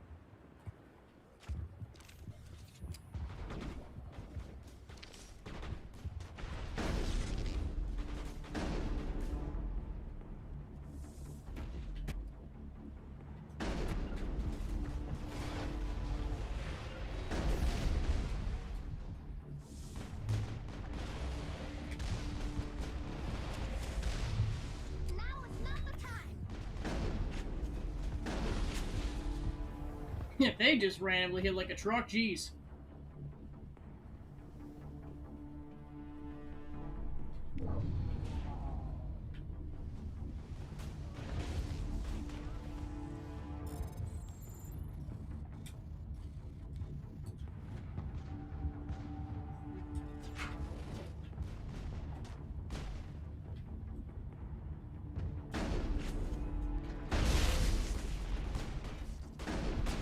Nice work on that gun, Commander.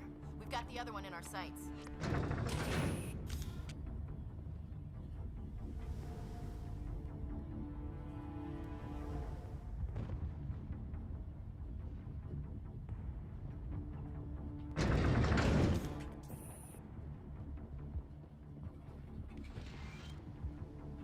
There's the gun. Clear those gaps and get the charger set.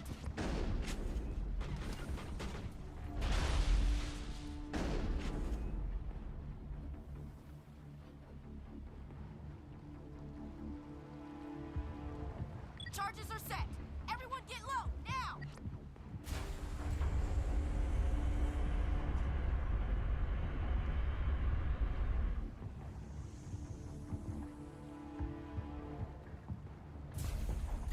All right! Nice work. That's one less thing to worry about. Commander, I'm bringing us in. I'll get as close to the site as I can.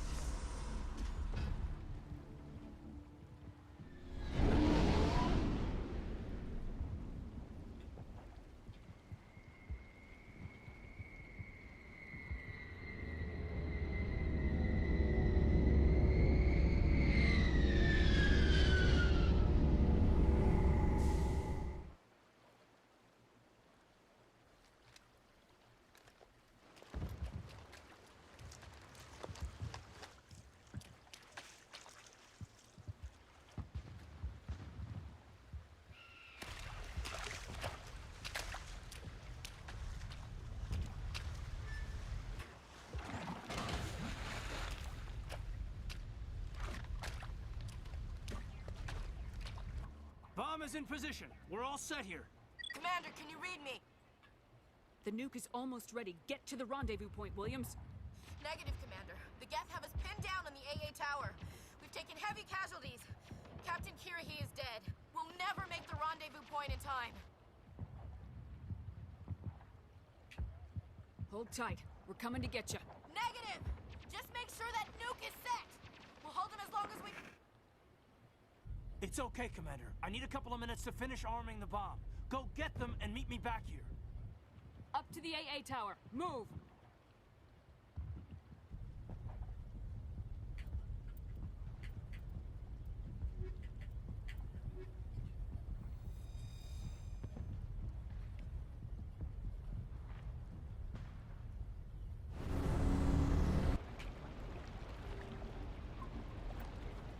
It's time to go rescue our comrade.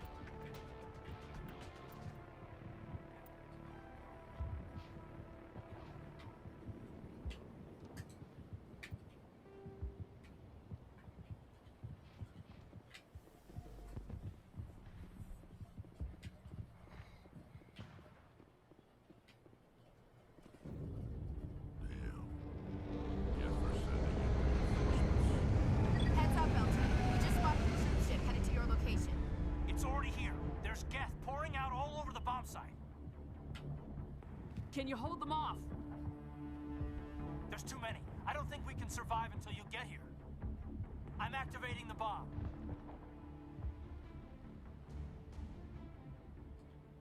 What the hell are you doing, Alenko? I'm just making sure this bomb goes off, no matter what. It's done, Commander. Go get Williams and get the hell out of here. Screw that. We can handle ourselves. Go back and get Alenko. Alenko, radio Joker and tell him to meet us at the bomb site. Yes, Commander. You know it's the right choice, LT.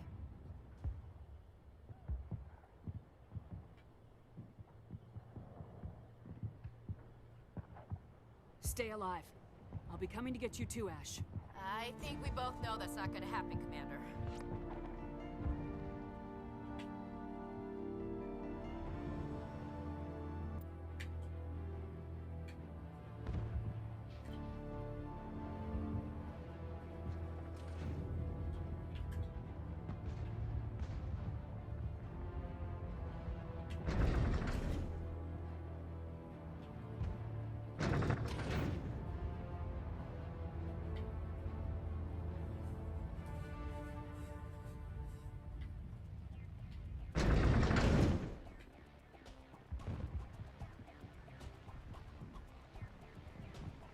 Kaboom!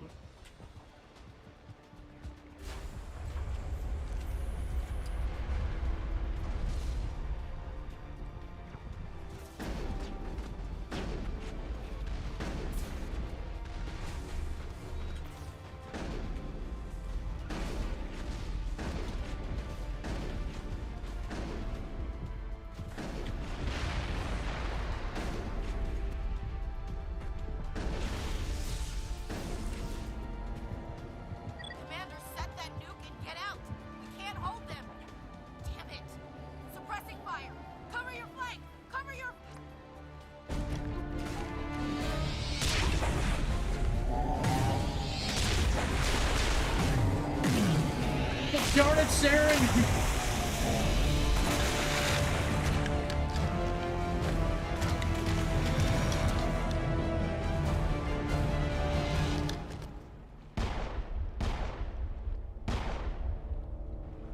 I applaud you, Shepard.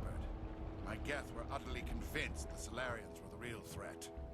An impressive diversion. Of course, it was all for nothing. I can't let you disrupt what I've accomplished here. You can't possibly understand what's really at stake.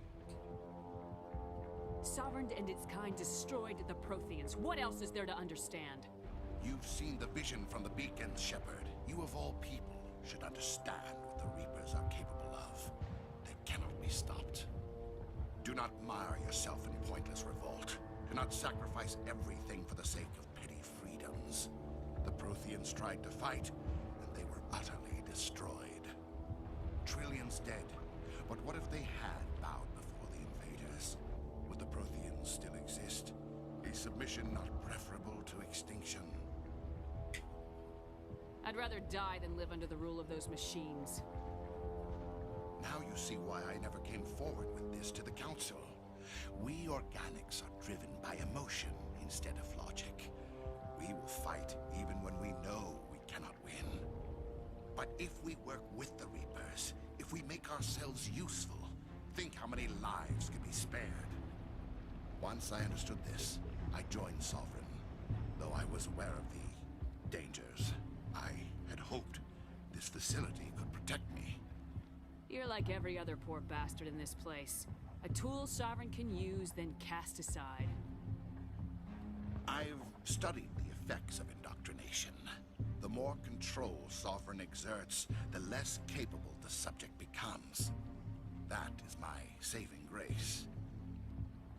Sovereign needs me to find the conduit. My mind is still my own, for now.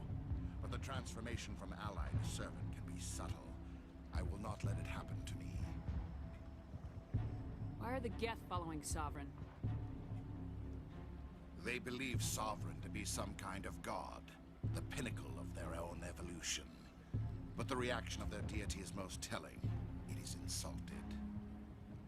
Sovereign does not desire the pitiful devotions the Geth hurl at it. They are just tools, and no amount of belief on their part will change that. But as tools, they are useful. They will survive the coming invasion. If organic life is to survive, we must also prove we are useful. We must work with the Reapers. Tell me why Sovereign needs the conduit. Tell me what it is. Maybe we can find a way to stop them. The conduit is the key to your destruction and my salvation. Sovereign needs my help to find it. That is the only reason I have not been indoctrinated. You were a Spectre. You were sworn to defend the galaxy. Then you broke that vow to save yourself. I'm not doing this for myself. Don't you see? Sovereign will succeed. It is inevitable. My way is the only way any of us will survive. I'm forging an alliance between us and the Reapers, between organics and machines. And in doing so, I will save more lives than have ever existed. But you would undo my work. You would doom our entire civilization to complete annihilation. And for that, you must die.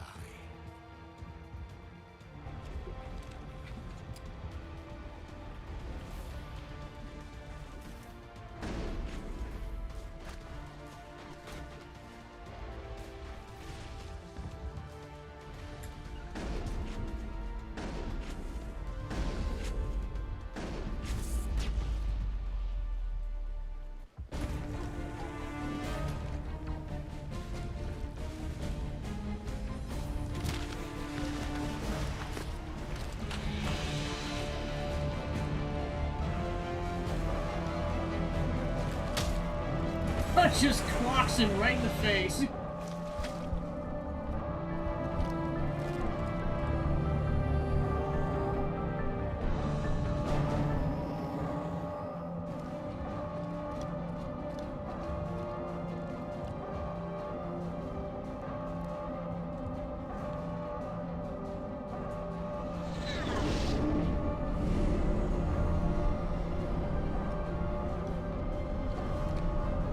We gotta go, no!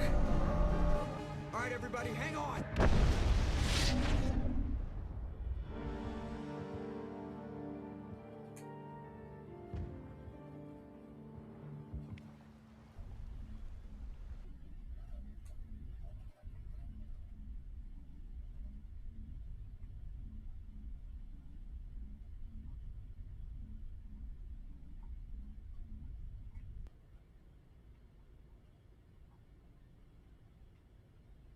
I can't believe that Ash didn't make it. How could we just leave her down there?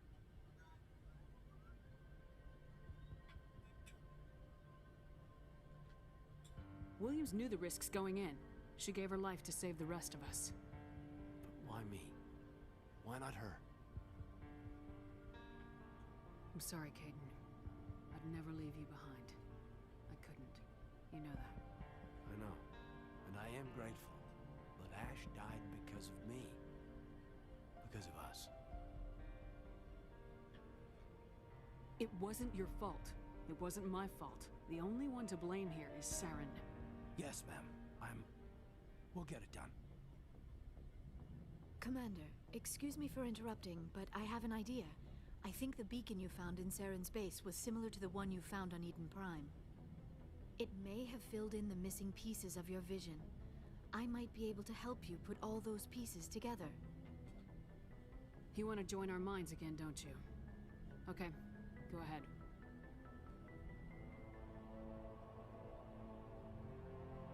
Relax, Commander. Embrace eternity.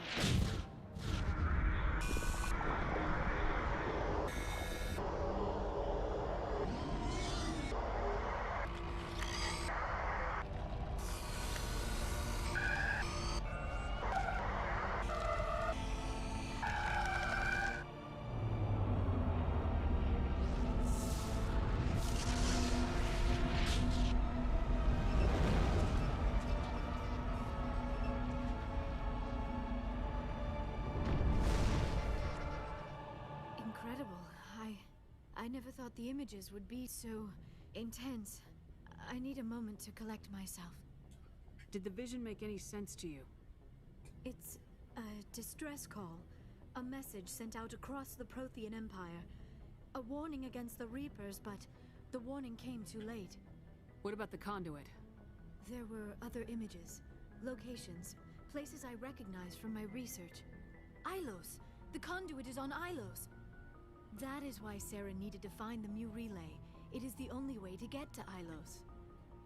How come you never told us about Ilos before? The Mu Relay links to dozens of systems and hundreds of worlds. How was I to know Ilos was the one we wanted? Without the cipher, the images in your visions were never clear. Only now do I recognize them as landmarks from Ilos. We need to get to Ilos. Forget it. The Mu Relay's inside the Terminus systems. Alliance ships are not welcome there. Neither are Spectres. The conduit's on Ilos. That's where Saren's heading. I'll be waiting for him when he gets there. Saren will have his entire fleet orbiting Ilos. You will never make it down to the surface without reinforcements. You must alert the Council. We need a fleet to... I am sorry. The joining is exhausting. I should go to the medical bay and lie down for a moment. We're done here. Dismissed. Commander, there's a convoy nearby. I can link us in if you want to report back to the Citadel Council. You know, to warn them about Sovereign. Set the link up, Joker. They need to know. Patching it through. Commander Shepard, I'm pleased to see your mission on Vermar was a success. Saren is formidable enough without an army of Krogan serving under him. The Krogan would have served Sovereign, a Reaper. Yes, we saw mention of this on your report. Sovereign, Ascension machine, a true artificial intelligence. This news is quite alarming, if it turns out to be accurate. Sovereign's a Reaper. Saren admitted it. He's playing you, Shepard. Saren still has contacts on the Citadel. He probably saw your earlier reports. The ones talking about your vision and the Reapers. It's highly possible Saren is using false information to throw you off balance. Our own intelligence has never turned up any corroborating information. Sooner or later, you're gonna have to take something I say on faith, Counselor. Try to see this from our perspective, Commander. Saren is a threat we can recognize. However, as far as we know, the Reapers only exist in your visions. Our decisions affect trillions of lives. We cannot act on the accusations of a single person, even a Spectre. Not without solid evidence. The Council cannot take any official action here. That is why we created the Spectres. You have the authority to act as you see fit. If you truly believe Sovereign is the real threat, you must take whatever steps are necessary to stop it. And Saren. Good luck, Commander. From all of us.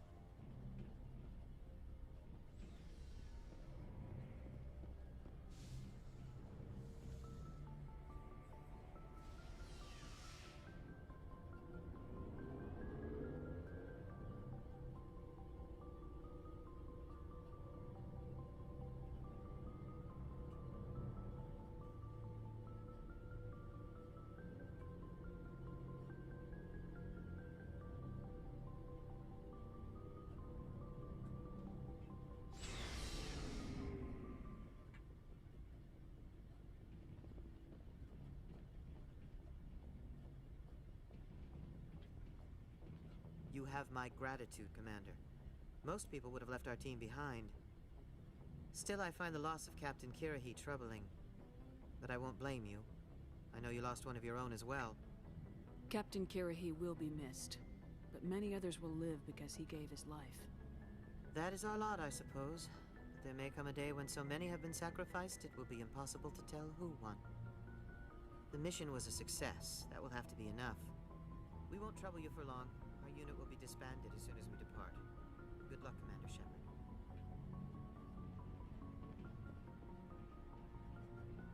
Looking for supplies?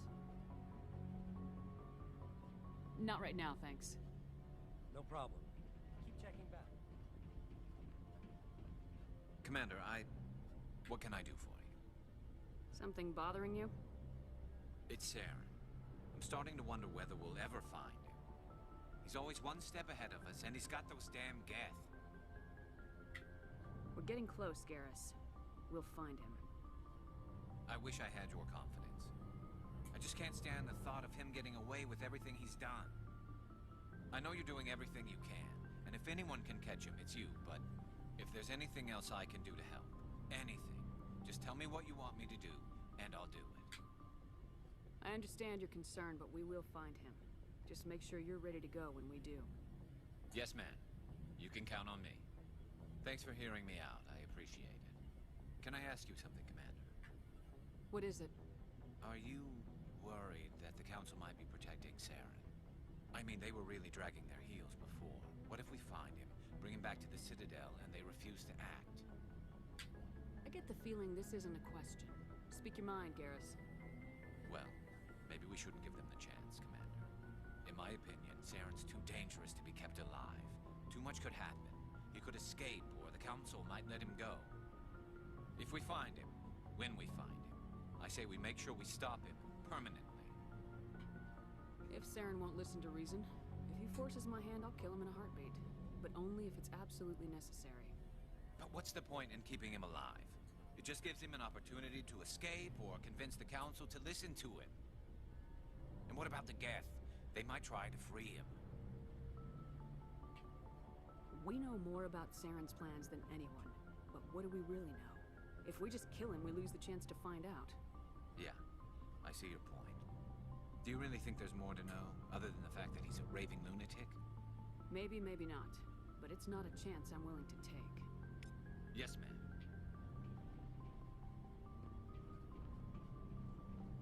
Commander, things got heated back on Vermeer. You did what you had to do. I respect your choice. I appreciate what you did, Rex. I won't forget it. Just make sure it was worth it. Saren has to pay for what he's done. We'll have him soon enough. Then he can answer for his crimes. He'll do more than just answer if I have anything to say about it. So long, Rex. Shepard.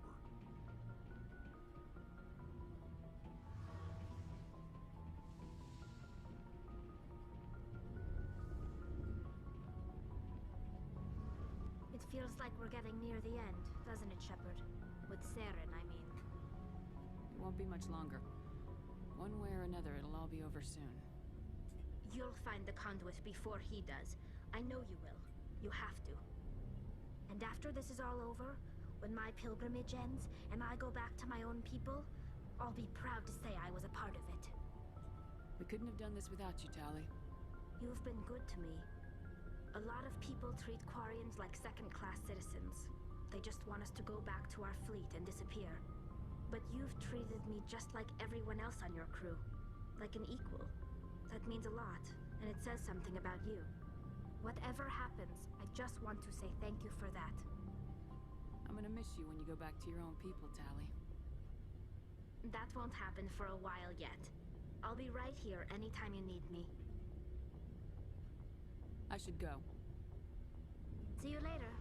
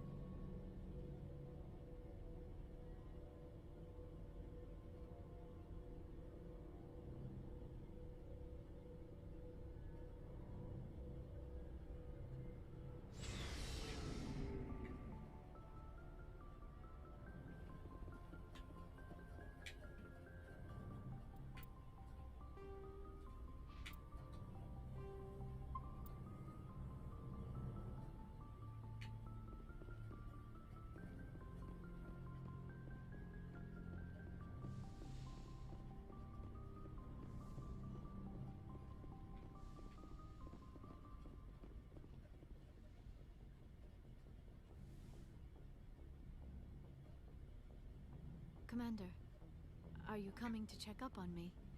You look much better. How are you feeling? Dr. Chakwas assures me I am going to be fine. I was impressed with her knowledge of Asari physiology.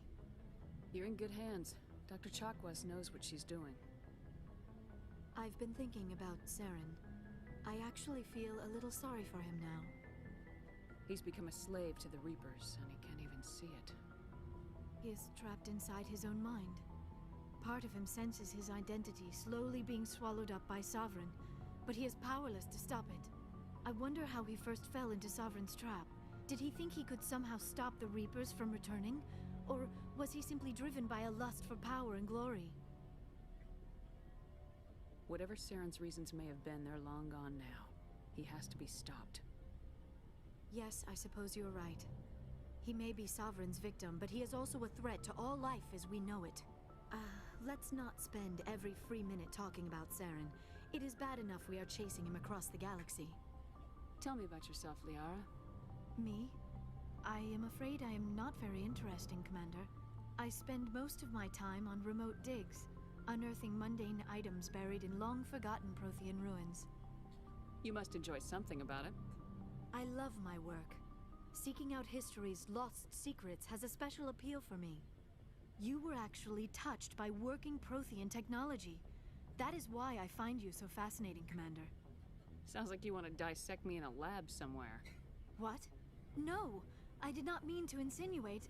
He's like, Liara, chill. To offend you, Shepard. I only meant that you would be an interesting specimen for an in-depth study. No, that's even worse. Calm down, Liara. I was only joking. Joking? Oh, by the goddess, how could I be so dense? You must think I am a complete and utter fool.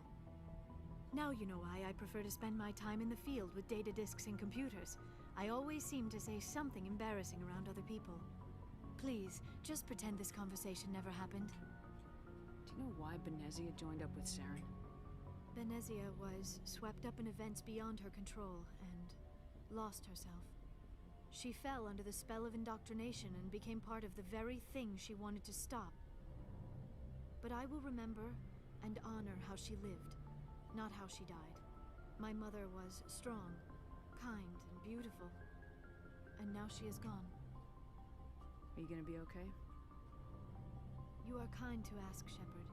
I do miss her, and I grieve for what happened to her. But I will not let my grief interfere with what we are trying to accomplish. I'd like to know more about the Asari. We were the first species to Pizza! discover the Citadel. We were instrumental in forming the Council, and we always strive to be the voice of peaceful cooperation in galactic disputes. My people believe we are all part of a single galactic community. Each species contributes something to the greater whole.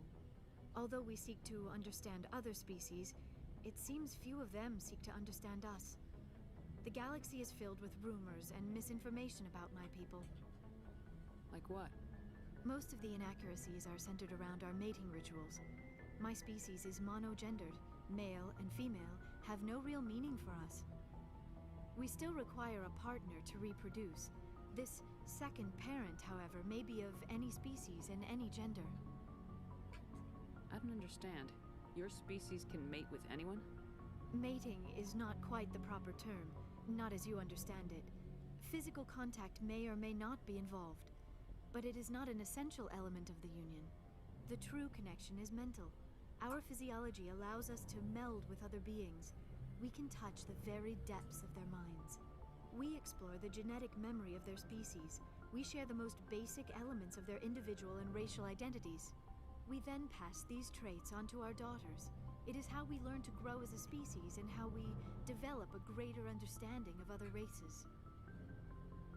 What happens to your partner after the union? Every relationship is different.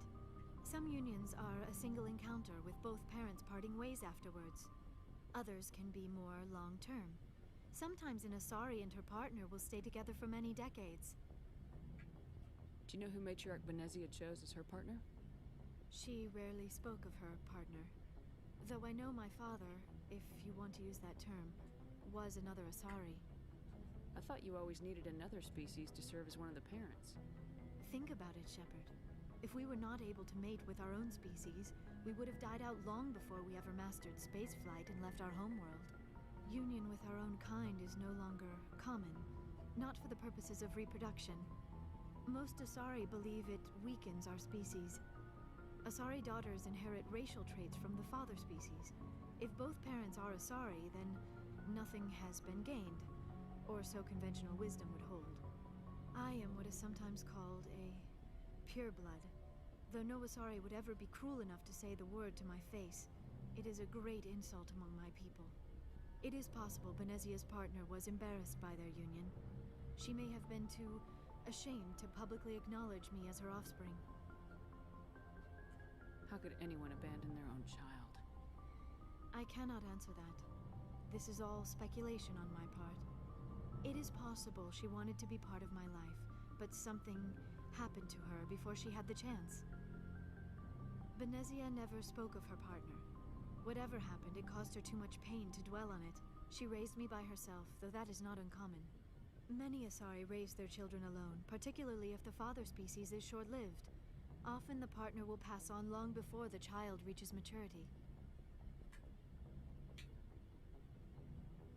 You Asari live for 1,000 years. What happens when your partner dies? Few sapient species live as long as my kind. We have learned to take a philosophical approach to our unions. We do not focus on the inevitable loss of our partners. Instead, we enjoy the time we spend with them. And even after they're gone, a part of them lives on in us. The union is a connection that transcends both time and space. I should go. Goodbye, Shepard.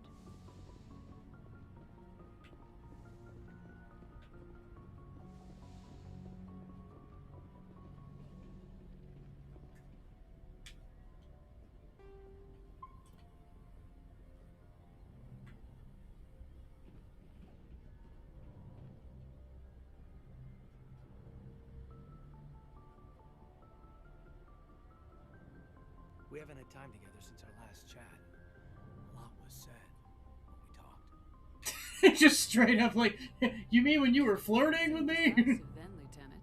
Why so hesitant now? Sorry, not sure where I stand. You seem a bit, distracted by someone. All right, Alenko. Off the record, permission to speak candidly, cross my heart and hope to die. What are you talking about? Who the frick are you talking about? Dr. Tassoni, ma'am.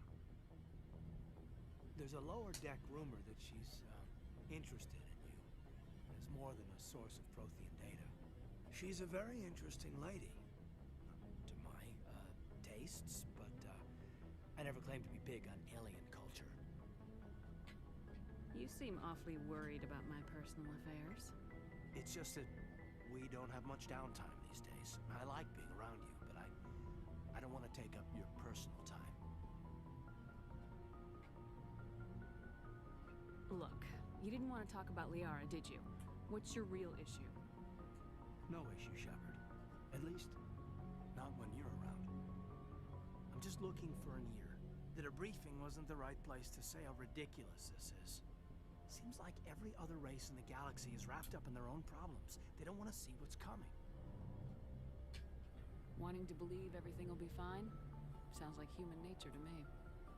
Yeah, I guess some things carry across species well enough. I should remember that after what happened with Vernus. Don't tell me you and Vernus hugged on graduation day. Before I met Vernus, I knew as much as any other civilian.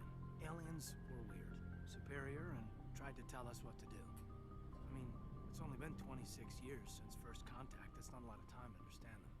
But it was Vernus who made me see how human aliens are. They're not different or special. They're jerks and saints, just like us. Hell, by the time I got payback, I didn't even want it anymore. I don't see you snapping very easily. What finally did it? He hurt Rana. Broke her arm. She reached for a glass of water instead of pulling it biotically. She just wanted a drink without getting a nosebleed, you know? Like an idiot, I stood up. Didn't know what I was gonna do, just something. And Vernus lost it. Beat the crap out of me. Kept shouting how they should have bombed us back to the Stone Age. And that's when the knife came up. A military-issue Talon, right in my face. full biotic kick right in the teeth. Almost as strong as I can manage now. At 17, that's something. Sat down by a kid. Vernus must have hated that. He didn't have time to hate it. I killed him. Jeez. Snapped his neck. They probably could have saved him if they got him to an infirmary quick enough. But they didn't. Caused a stir when they shipped him home. Bot training was shut down. Kinetics folded a couple of years later. It's funny. I'm not sure which of us got the worst of what happened. Was Rana all right? Rana? Yeah. Yeah, she was fine. We never really, we stopped talking after that. Tell me what happened. Rana had a gentle heart. She loved everyone. Vernus terrified her. We all protected her from it. Everyone who loved her. But after what I did to him, she was terrified of me too. Anyway, this is, I had a point here. Alien... So, yeah. I hated that Turian. But he wasn't a Turian to me. He was Vernus. So that's why you're so self-controlled. I'm no more disciplined than any other biotic shepherd. This is all ancient history. I'm over it. You agonize over doing the right thing and never let yourself lose control. Because Rana spurned you after Vernus died. That's... all right. Maybe you have a point. Maybe. But I'm okay. You don't have to worry about me. Fully functional human being. And I won't be a burden on you. On the crew. Kaidan, you're a strong man. Talking about this doesn't make you a whiner, and it doesn't make you immature. It makes you human. All right. But it's embarrassing you had to tell me that. You're right. I might need to loosen up a little. I'll try. Glad you'll be here when it's over, Shepard. I'm looking forward to some shore leave. I wanted to see how you're dealing with Ash's death. Dealing, ma'am. Sorry for anything I said back there. Adrenaline. I understand. I don't like losing people either. I've served for years, but never lost a soldier under my command. Not to hostile action, anyway. If you don't mind my asking, how did you deal with the losses on Elysium? It was my job to get everyone out safe. I failed. I vowed not to let that happen again. Same here. I'll remember her, and I'll do better for her. Yeah, I guess that's all we can do. Thanks for the advice, ma'am. We'll talk later, Kaidan. I'd like that.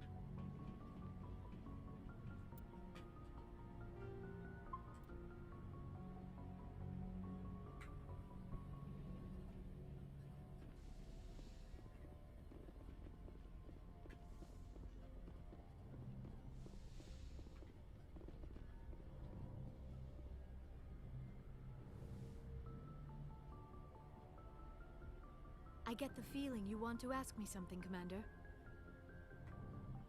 I just wanted to talk. Of course, Shepard.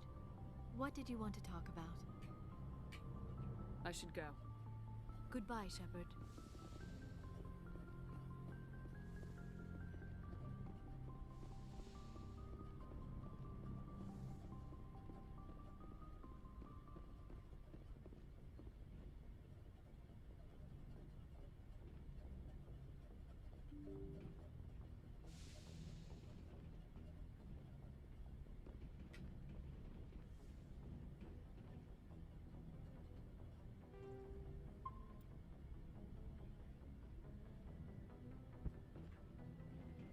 Forwarded the mission update to the Citadel, Commander. We got confirmation on those reinforcements. Ambassador Udino wants us to report back to the Citadel. The Council's massing a joint species fleet to deal with Saren and his Geth. Back to the Citadel, Joker. I want the Normandy at the head of that fleet. Yes, ma'am.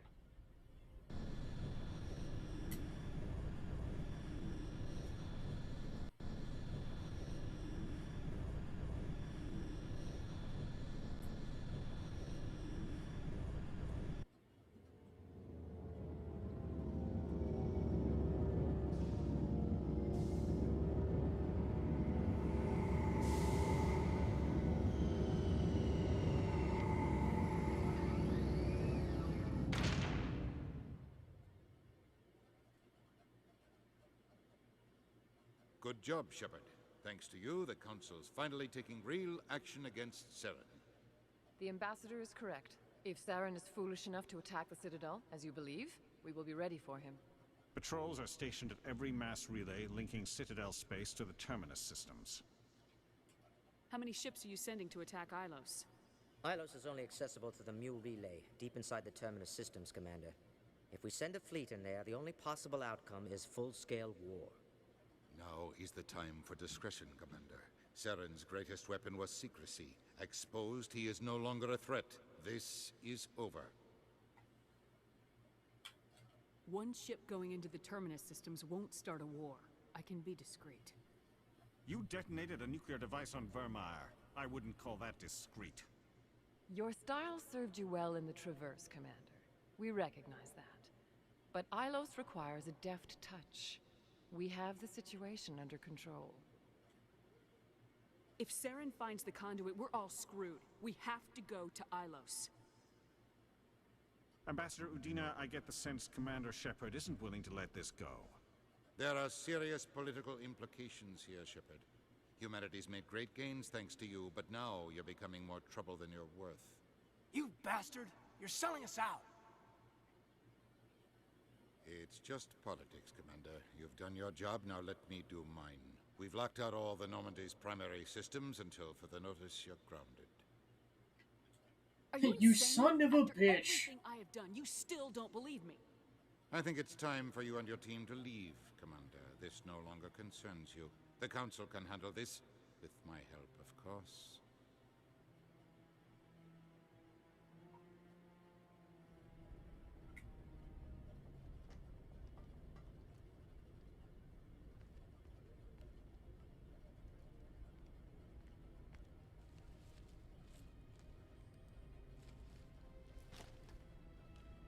Commander, are you all right? I'm sure there's a way to appeal. We're under Alliance authority, after all, not the Council. Official channels are closed. They were quite clear about that. Closed. And we're supposed to accept that. So where do you think the best view will be when the Reapers roll through? If we have to sit it out, may as well get a good seat. We'll think of something. I just need to figure things out. If I can be of any help, let me know. I hope I'm not out of line saying that.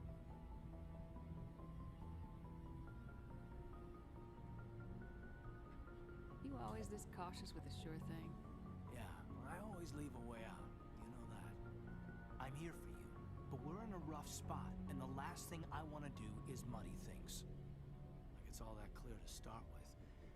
Are we the pride of the fleet or not? Are we valued agents or just peons? I'm sick of it too. Maybe we need to take a little initiative. You have something up your sleeve, Shepard? What am I saying? When don't you? That's what I appreciate about you. Careful. When this is over, I might pay more attention to what you say.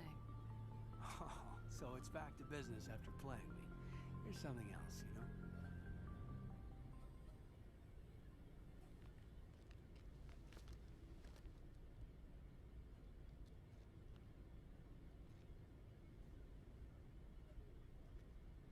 Sorry to interrupt, Commander. God Joker Zone. Were you listening? Are you spying on us, Joker?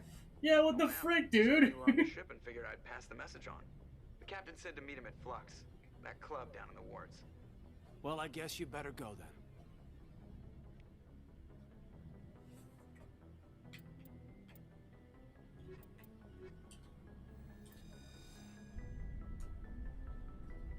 He's like, darn it, I was so close! Equalizing interior pressure with Kaiden continues to be friend-zoned. Log. The commanding officer is ashore. Exo Presley has the deck.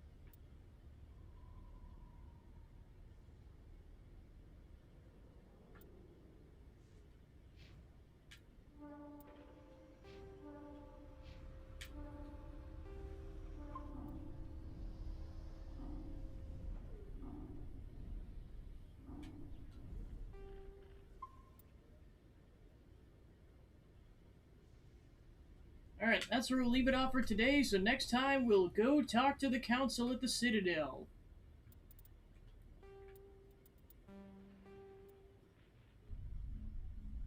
Alright, let's go find a raid target.